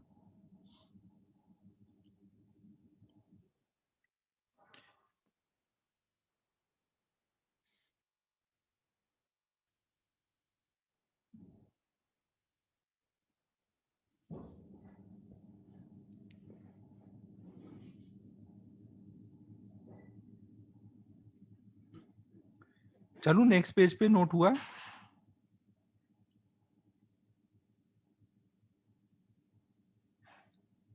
सलोनी देख, दो वेक्टर का डॉट प्रोडक्ट क्या होता है, ए डॉट बी क्या होता है, ए बी कॉस थीटा। तो यहाँ पे हम लोग यही कर रहे हैं, वी कैप एन कैप। तो v वेक्टर का मैग्नीट्यूड, और ये यूनिट वेक्टर है ना, तो v का मैग्नीट्यूड 1, n का मैग्नीट्यूड 1, और cos थीटा कितना है, इनके बीच का एंगल, तो ये क्या है, फाइ ना, तो 1 cos फाइ, तो ये cos फाइ आ गया। और ऐसे ही यहाँ पे u और n के बीच का एंगल 180 माइनस थीटा था ना, u वेक्टर इधर है और n वेक्टर इधर है, तो उसमें भी वही 1 cos 180 माइनस थीटा, तो माइनस cos थीटा, मॉड लगाए तो माइनस को प्लस कर दिया है।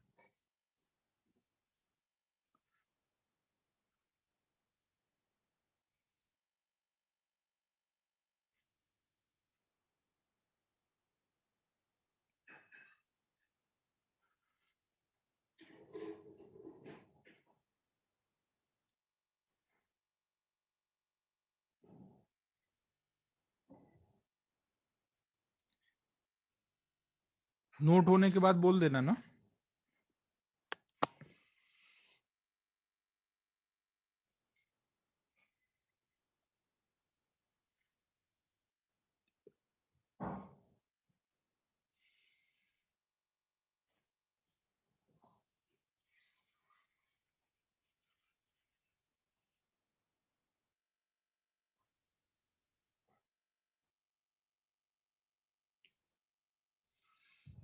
आदित्य, तूने हैंड रेज किया है, डाउट है कोई?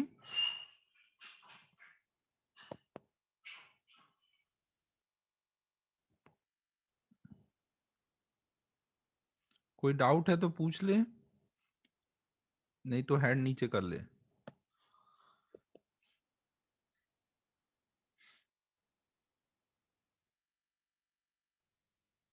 अब सब मजे लेने लग गए, भावेश तो तुरंत ही चेक करता है।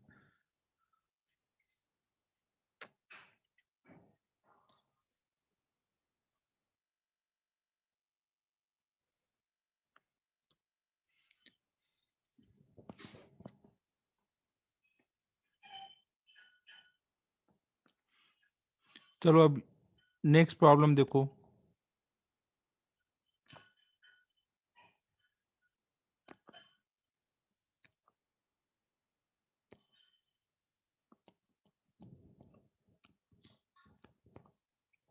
सपोज कोई वेज है जिसका मास m है, और इस पे एक पार्टिकल u स्पीड से परपेंडिकुलरली जाके हिट करता है ना, ये परपेंडिकुलर डायरेक्शन है, ये एंगल थीटा है, ये ग्राउंड स्मूथ है, सारे सरफेस स्मूथ है, इंक्लाइन प्लेन भी स्मूथ है, तो हमें बताना है find velocity of particle and wedge after collision.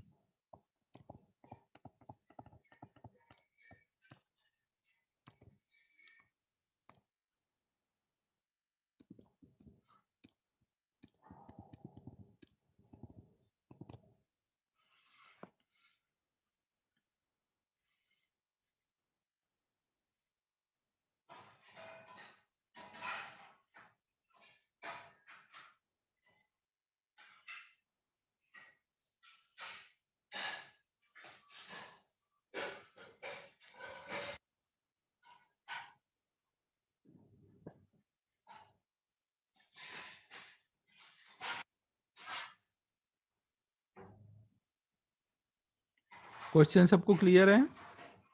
Coefficient of restitution यहाँ पे कुछ मान लो ई है ना,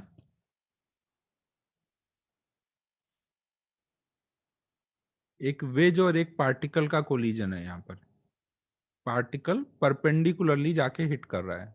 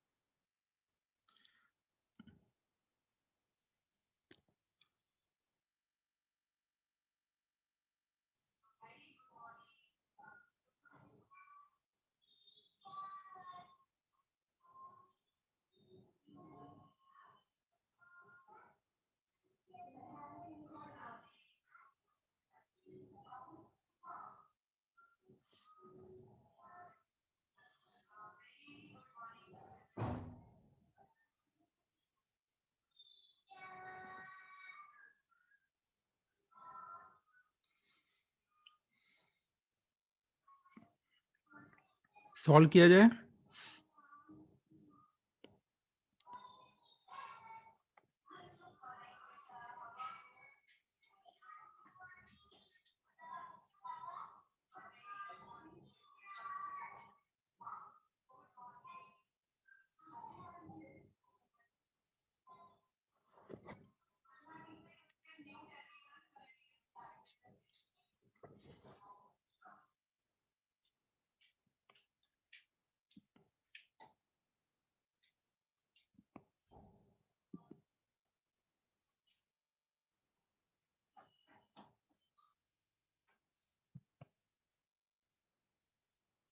हाँ, परपेंडिकुलर हिट कर रहा है ना, ये देखो मैंने बताया था यहाँ पे परपेंडिकुलर है ये।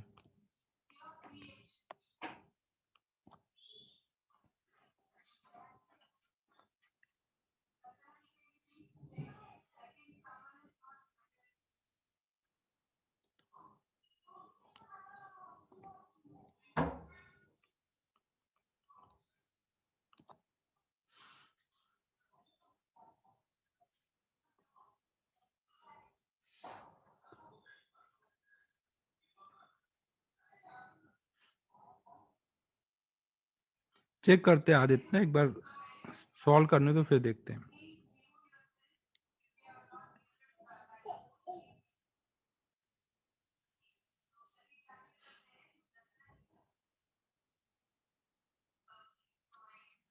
चलो अब सॉल्व करते हैं, फिर देखते हैं क्या आ रहा है। देखो यहाँ पे पहले तो सबसे पहले बात है कि लाइन ऑफ इम्पैक्ट किधर है।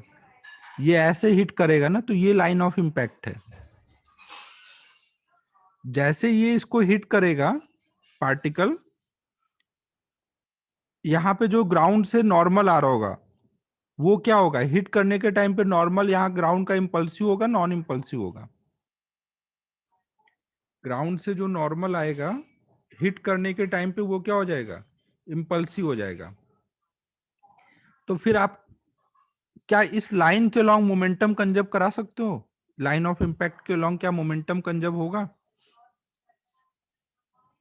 नहीं होगा ना, क्योंकि इस एन का कंपोनेंट आएगा ना इस लाइन ऑफ इम्पैक्ट के लॉन्ग ना। इस बार लाइन ऑफ इम्पैक्ट के लॉन्ग एन का कंपोनेंट आ रहा होगा, इस एन का इधर कंपोनेंट आएगा। तो लाइन ऑफ इम्पैक्ट के लॉन्ग इस बार मोमेंटम कंजर्व नहीं है। हॉरिजॉन्टल में यहाँ पे कोई फोर्स लग सकता है पूरे सिस्टम पे अगर ये स्मूथ है? हॉरिजॉन्टल में कोई फोर्स लग सकता है पूरे सिस्टम पे? नहीं। तो आप यहाँ हॉरिजॉन्टल में मोमेंटम कंजर्व करा सकते हो। हाँ, वेज प्लस पार्टिकल का मिला करके हॉरिजॉन्टल में हम मोमेंटम कंजर्व करा सकते हैं ना। ये ध्यान रखना है कि इस बार लाइन ऑफ इम्पैक्ट के long Newton's law of restitution तो हमेशा इसी लाइन के लॉन्ग लगाएंगे, लेकिन मोमेंटम कंजर्वेशन इस बार हमें ऐसे लगाना पड़ेगा ना, ऐसे नहीं लगा सकते। ठीक है, सबको चमक गया भाई मैं क्या बोल रहा हूँ?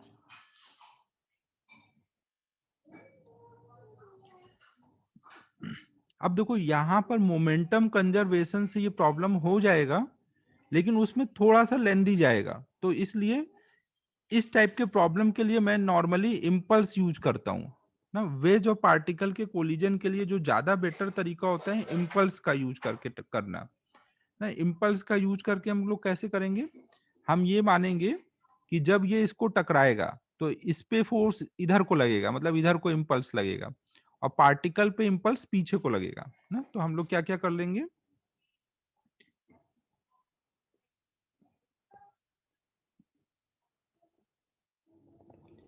पार्टिक वेज पे इम्पल्स इधर लगा और पार्टिकल पे इम्पल्स पीछे को लगा ना। पार्टिकल पे पीछे को इम्पल्स लगेगा तो इसकी जो वेलोसिटी थी हमें नहीं पता अब कितनी है, तो हम मानेंगे कि कम हो गई और अब कुछ मान लो v1 हो गई है।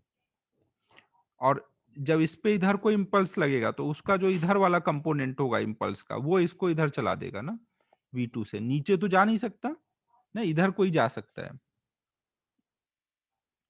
हम अभी मान रहे हैं कि पार्टिकल अब भी इसी डायरेक्शन में चल रहा है v1 वेलोसिटी से ना। अगर v1 निगेटिव आएगा तो मतलब वो उल्टा जा रहा है टकरा के ना। नॉर्मली हम डायरेक्शन कैसे मानते हैं, जिधर को आया था उधर को ही मानते हैं। तो अब हम देखो यहाँ पे क्या क्या लगाएंगे,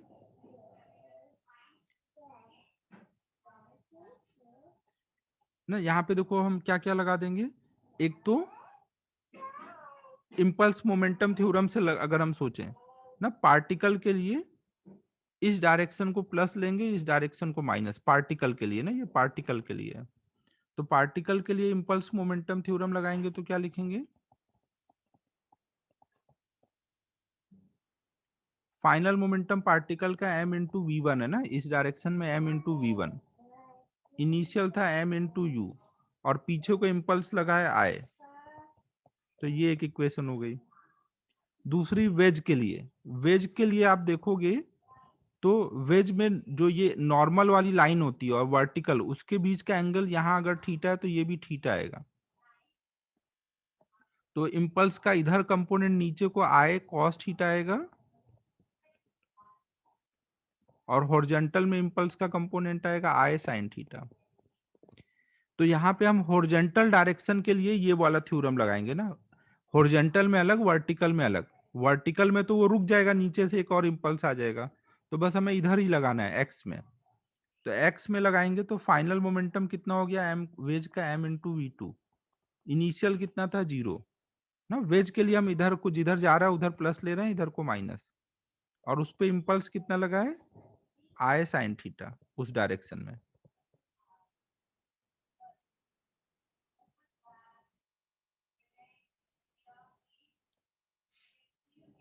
देखो ये जब वेज पे इधर को इम्पल्स लगेगा, वेज पे इधर को इम्पल्स लगेगा तो वो इधर जा नहीं पाएगा ना, ग्राउंड से एक नॉर्मल का इम्पल्स आ जाएगा।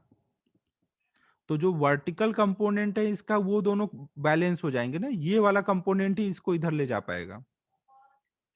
श्रेयस समझ लो ना, केवल हॉरिजॉन्टल कंपोनेंट इस इम्पल्स का वही यहाँ पे ले जा पाएगा ना, वर्टिकल तो ग्राउंड से बैलेंस हो जाएगा। थोड़ा सा देखो यहाँ कॉन्सेप्ट है काफी, थोड़ा आराम से सोचो ना क्या क्या हो रहा है।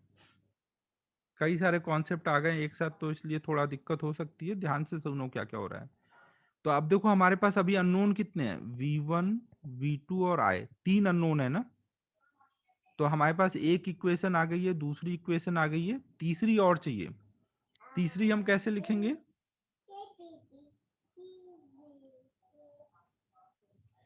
तीसरी इक्वेशन कहां से आएगी, हाँ न्यूटन्स लॉ ऑफ रेस्टिट्यूशन से। तो हम तीसरी इक्वेशन लिख देते हैं, ये वाला जो था ये वेज के लिए साइन कन्वेंशन था ना, ये पार्टिकल का था। अब न्यूटन्स लॉ ऑफ रेस्टिट्यूशन हमेशा किधर को लगता है, लाइन ऑफ इम्पैक्ट के लॉन्ग लगता है, और बाहर से फोर्स हो या ना हो हमेशा लगता है। यहाँ बाहर से फोर्स आ रहा है, ग्राउंड का नॉर्मल आ रहा है ना, दोनों को हम सिस्टम ले रहे हैं, बाहर से फोर्स है लेकिन फिर भी लगाएंगे। तो अब हम कैसे लगा पाएंगे, देखो अगर वेज हमारा इधर को v2 स्पीड से जा रहा है, ये एंगल थीटा है ना, ये एंगल अगर थीटा है तो ये एंगल थीटा आएगा। तो v2 का इधर कंपोनेंट v2 cos थीटा, और इधर v2 sin थीटा। हमने वेज का लाइन ऑफ इम्पैक्ट के लॉन्ग वेलोसिटी लिख लिया, क्योंकि हमें वही लगेगा ना। पार्टिकल का तो हमें पता है, बाद में इधर को हमने v1 माना है, और शुरू में क्या था, ये रुका हुआ था, केवल ये आ रहा था। तो अब हम लोग न्यूटन्स लॉ ऑफ रेस्टिट्यूशन कैसे लगाएंगे,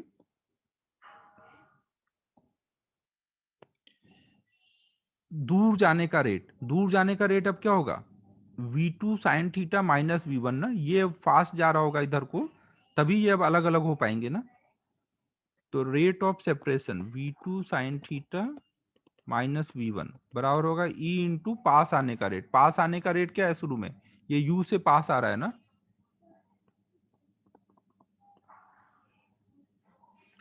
समझ आया सभी को, हाँ v1 velocity of particle after collision है, v1 velocity of particle after collision है। तो अब v1 v2 और I तीन अननोन है, तीन इक्वेशन है। अभी देखो ये सिंबल में लिखा हुआ है तो थोड़ा इक्वेशन सॉल्व करने में लेंदी लगेगा, बट वैल्यूज गिवन होंगी तो इजीली सॉल्व हो जाएगा। समझ आ रहा है वेज वाले क्वेश्चन कैसे करने हैं, इम्पल्स का यूज करके करना है।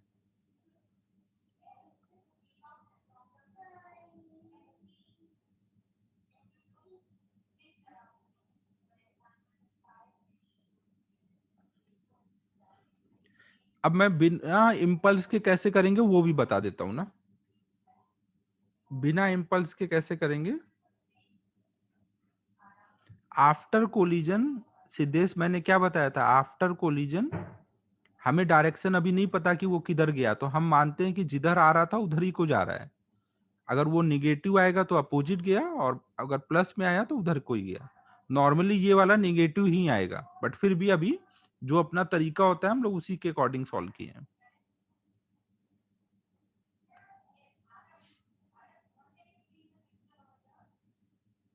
ये नोट कर लो इसको, फिर बिना इम्पल्स के कैसे करते हैं वो भी बता देता हूं।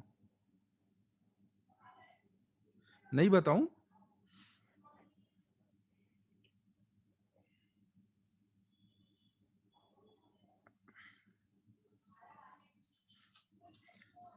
ठीक है, नोट करो, बता देता हूं।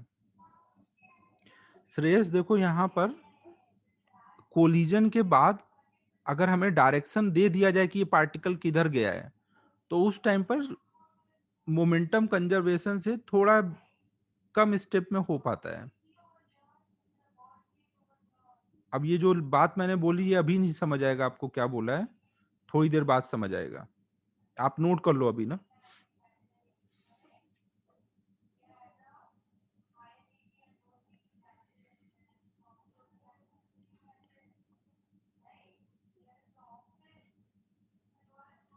सॉल्विंग नहीं कर रहा हूं ना, 3 अननोन है, 3 इक्वेशन है, सॉल्व हो जाएगा।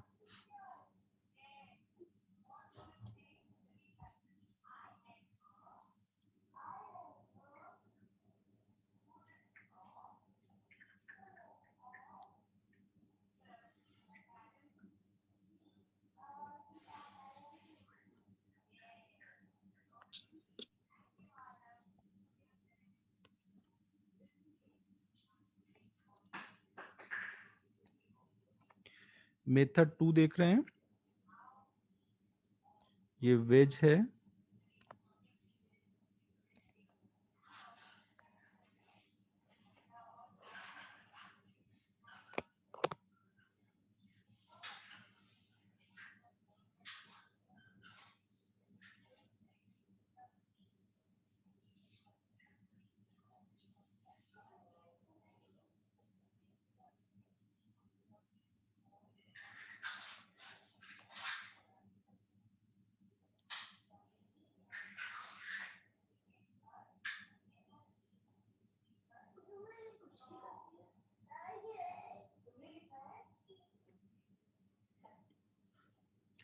वेज वाला खुद से अच्छे से प्रॉब्लम सॉल्व कर लेना ना।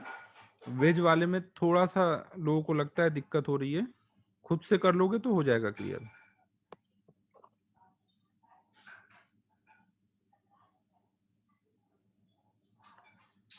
अब देखो इसमें हो गया ना, अब चले आगे ना।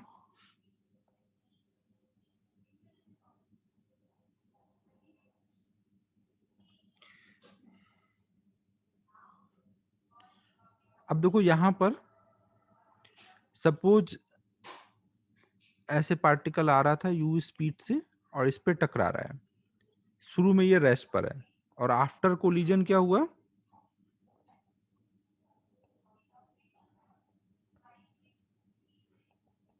आफ्टर कोलिजन पार्टिकल इधर को v1 से चलने लगा और ये इधर को v2 से चलने लगा। तो हम यहाँ पर हॉरिजॉन्टल डायरेक्शन में अगर मोमेंटम कंजर्व कराएं, हमें पता है ये वाली जो वर्टिकल लाइन और इंक्लाइन प्लेन के परपेंडिकुलर वाली लाइन के बीच में एंगल कितना बनता है हमेशा? अगर ये एंगल थीटा है तो नॉर्मल और वर्टिकल के बीच का एंगल भी थीटा आएगा ना। नहीं, ये याद रखना है ना, बार बार इसमें टाइम वेस्ट नहीं करना है इसको सॉल्व करने में। तो u का इधर कंपोनेंट क्या हो जाएगा? u cos थीटा, और इधर हो जाएगा u sin theta. Same way में v1 का इधर कंपोनेंट आ जाएगा, एंगल तो सेम बन रहा होगा ना, तो ऐसे इधर आ जाएगा इसका v1 sin थीटा, और नीचे को आ जाएगा ये v1 ले लेते हैं, ये v1 cos थीटा लिख देते हैं। ये v1 था, इधर v1 cos थीटा। तो अगर हम लोग हॉरिजॉन्टल में मोमेंटम कंजर्व कराएं, initial momentum equal to final momentum, तो इनिशियल केवल पार्टिकल के वजह से है ना, और इधर को जिधर सब जा रहे हैं उधर कोई प्लस ले लेते हैं, तो हम क्या बोलेंगे? m into u sine theta equal to final क्या बोलेंगे, m इंटू वी टू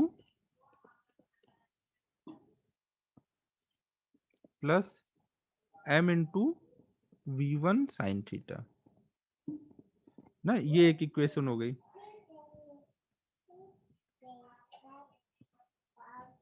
और दूसरा फिर हम लोग लगाएंगे न्यूटन्स लॉ ऑफ रेस्टिट्यूशन ना। न्यूटन्स लॉ ऑफ रेस्टिट्यूशन में अभी हमने देखा था कि अगर वेज इधर को v2 से जा रहा है, ये एंगल थीटा है, तो इधर हो जाएगा v2 cos थीटा और वेज का इधर हो जाएगा v2 साइन थीटा ना। लाइन ऑफ इम्पैक्ट के लॉन्ग लगाना पड़ता है ना न्यूटन्स लॉ ऑफ रेस्टिट्यूशन। तो v2 sine theta minus v1 equal to E times पास आने का रेट। पास आने का रेट कितना हो रखा है, ई इंटू यू ना। तो अब ये दो अननोन दो इक्वेशन इससे सॉल्व कर लो ना। तो यहाँ पे दो अननोन दो इक्वेशन इससे सॉल्व हो जाएगा। समझ आया सभी को। मोमेंटम यहाँ पर हॉरिजॉन्टल में मैंने कंजर्व कराया है।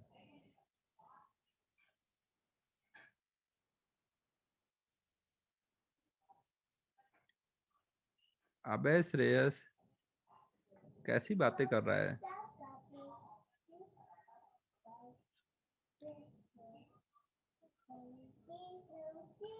मैंने ये थोड़ी बोला मोमेंटम कंजर्व नहीं करा सकते, मैंने बोला लाइन ऑफ इम्पैक्ट के अलोंग मोमेंटम कंजर्व नहीं करा सकते।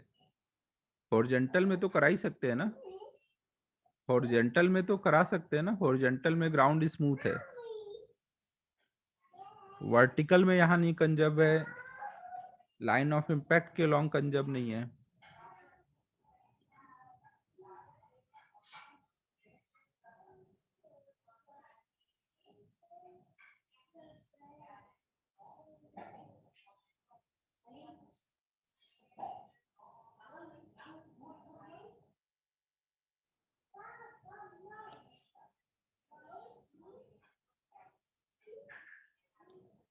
अभी देखो ये वाला मेथड आपको अभी ज्यादा इजी लग रहा होगा।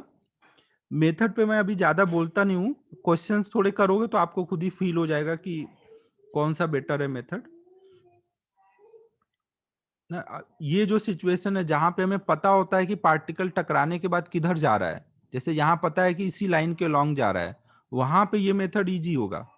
लेकिन हम आगे देखेंगे कि कई बार हमें पता नहीं चलता पार्टिकल किधर जा रहा है, वहां के लिए इम्पल्स वाला बेटर होता है। बट वो छोड़ो, आपको मेथड समझ आ गया है, बाकी आप लगाना तो आपको धीमे धीमे खुद ही आइडिया लग जाएगा कौन सा बेटर है। मैं मोस्टली इम्पल्स यूज करता हूँ सॉल्विंग के लिए।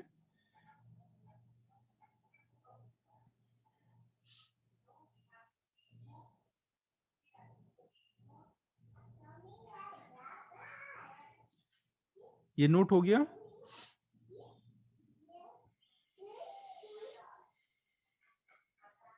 हाँ करो, अनम्यूट करो सर आयु। आपने बोला था कि एफ एक्सटर्नल होगा तो भी हम यूज कर सकते हैं Newton's law Newton's of law of restitution. Restitution, हाँ। हाँ, लेकिन यहाँ पे एफ एक्सटर्नल भी इम्पल्स के फॉर्म में है तो भी चलेगा। उससे हाँ कोई दिक्कत नहीं है ना, वहां पे मैंने इसलिए कुछ भी ऐसा नहीं बोला ना, फोर्स अगर है तो भी आप कर सकते हो। Okay sir.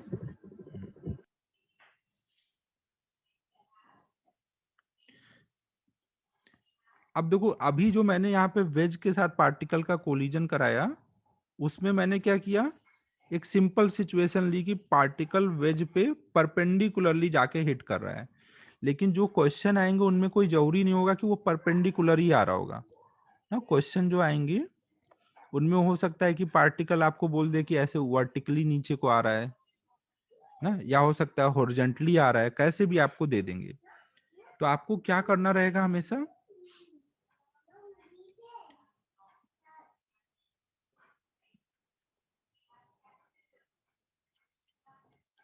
ना तो इस टाइप के प्रॉब्लम को करने के लिए हमेशा बेटर क्या रहेगा, आप इसकी वेलोसिटी के कंपोनेंट बना लेना। मान लो ये वर्टिकल आ रहा है, तो आप इंक्लाइन प्लेन के परपेंडिकुलर और इंक्लाइन प्लेन के अलोंग उसके कंपोनेंट बना लो ना। अगर ये एंगल थीटा है तो ये एंगल भी थीटा आएगा, तो u का इधर कंपोनेंट u cos थीटा और इधर u sin थीटा। तो आप इसको क्वेश्चन को चेंज कर लेना, आप सोचना कि हमारा इंक्लाइन प्लेन है जिसपे एक पार्टिकल इधर को आ रहा है u cos थीटा से ना, u sin थीटा को अभी अलग रख लो ना, वो तो चेंज होगा नहीं, इसके पैरेलल वाला कंपोनेंट तो चेंज होगा नहीं, ये वाला केवल इसके वजह से कोलिजन हो रहा है। और ये वाला कोलिजन करना हमने सीख लिया ना कैसे करते हैं इसको सॉल्व। तो इसको सॉल्व कर लेना, सॉल्व करने के बाद आपका आ गया कि भाई वेज इधर को v2 से जा रहा है, पार्टिकल इधर को v1 से जा रहा है, ये आपने निकाल लिया। तो अब u sin थीटा पार्टिकल का अब इसमें ऐड कर देना ना, पार्ट ये वाला कंपोनेंट अब भी बचा हुआ है, तो पार्टिकल का नेट वेलोसिटी कितना बता दोगे, इन दोनों का वेक्टर सम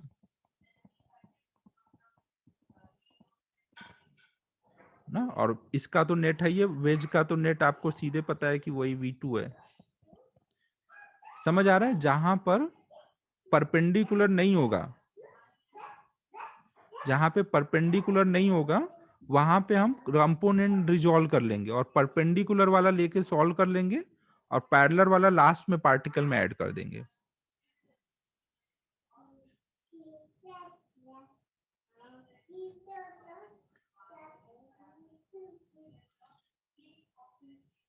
तो अब ये वेज के साथ कोलिजन कंप्लीट हो गया। अब बाकी क्वेश्चन सॉल्व करना, उसमें जो डाउट होंगे तो उस टाइम डिस्कस कर दूंगा। तो अब हमारा ये कोलिजन वाला टॉपिक कंप्लीट हो गया है। अब एक लास्ट टॉपिक रह जाता है इस चैप्टर में, वेरिएबल मास सिस्टम, तो वो अगली क्लास में कंप्लीट हो जाएगा। होमवर्क अब दे देता हूं।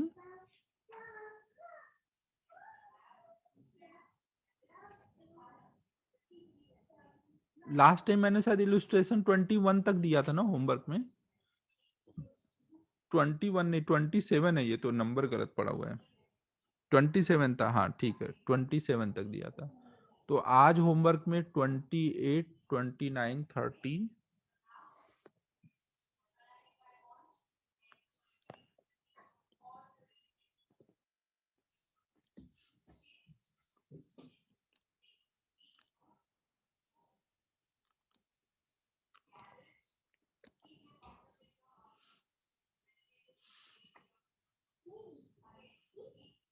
इंटेक्स 4 में तो सब हो गया है ना, कुछ भी अब रह नहीं गया है ना, इंटेक्स 4 कंप्लीट हो गया है।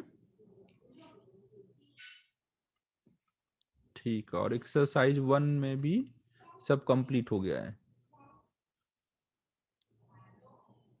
हाँ वो वाला कर लेना, 7, 8 अब आज कर लेना।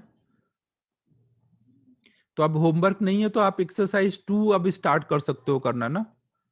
एक्सरसाइज 2 में ये अभी नेक्स्ट क्लास में मैं डिस्कस नहीं करूंगा इस क्लास में ना एक्सरसाइज 2, बट अब आप ट्राई कर लेना, 1 से 46 तक आप ट्राई कर सकते हो इसमें। अभी डिस्कशन अभी नहीं है ये नेक्स्ट क्लास में ना, 2 का डिस्कशन अलग से ही डाउट पूछना रहेगा।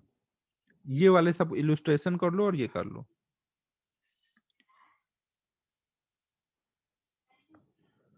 आज नोट्स सेव नहीं हुए हैं तो बस रिकॉर्डिंग रहेगी, जो उसको रिकॉर्डिंग कोई को चाहिए होगी तो वो ले लेना।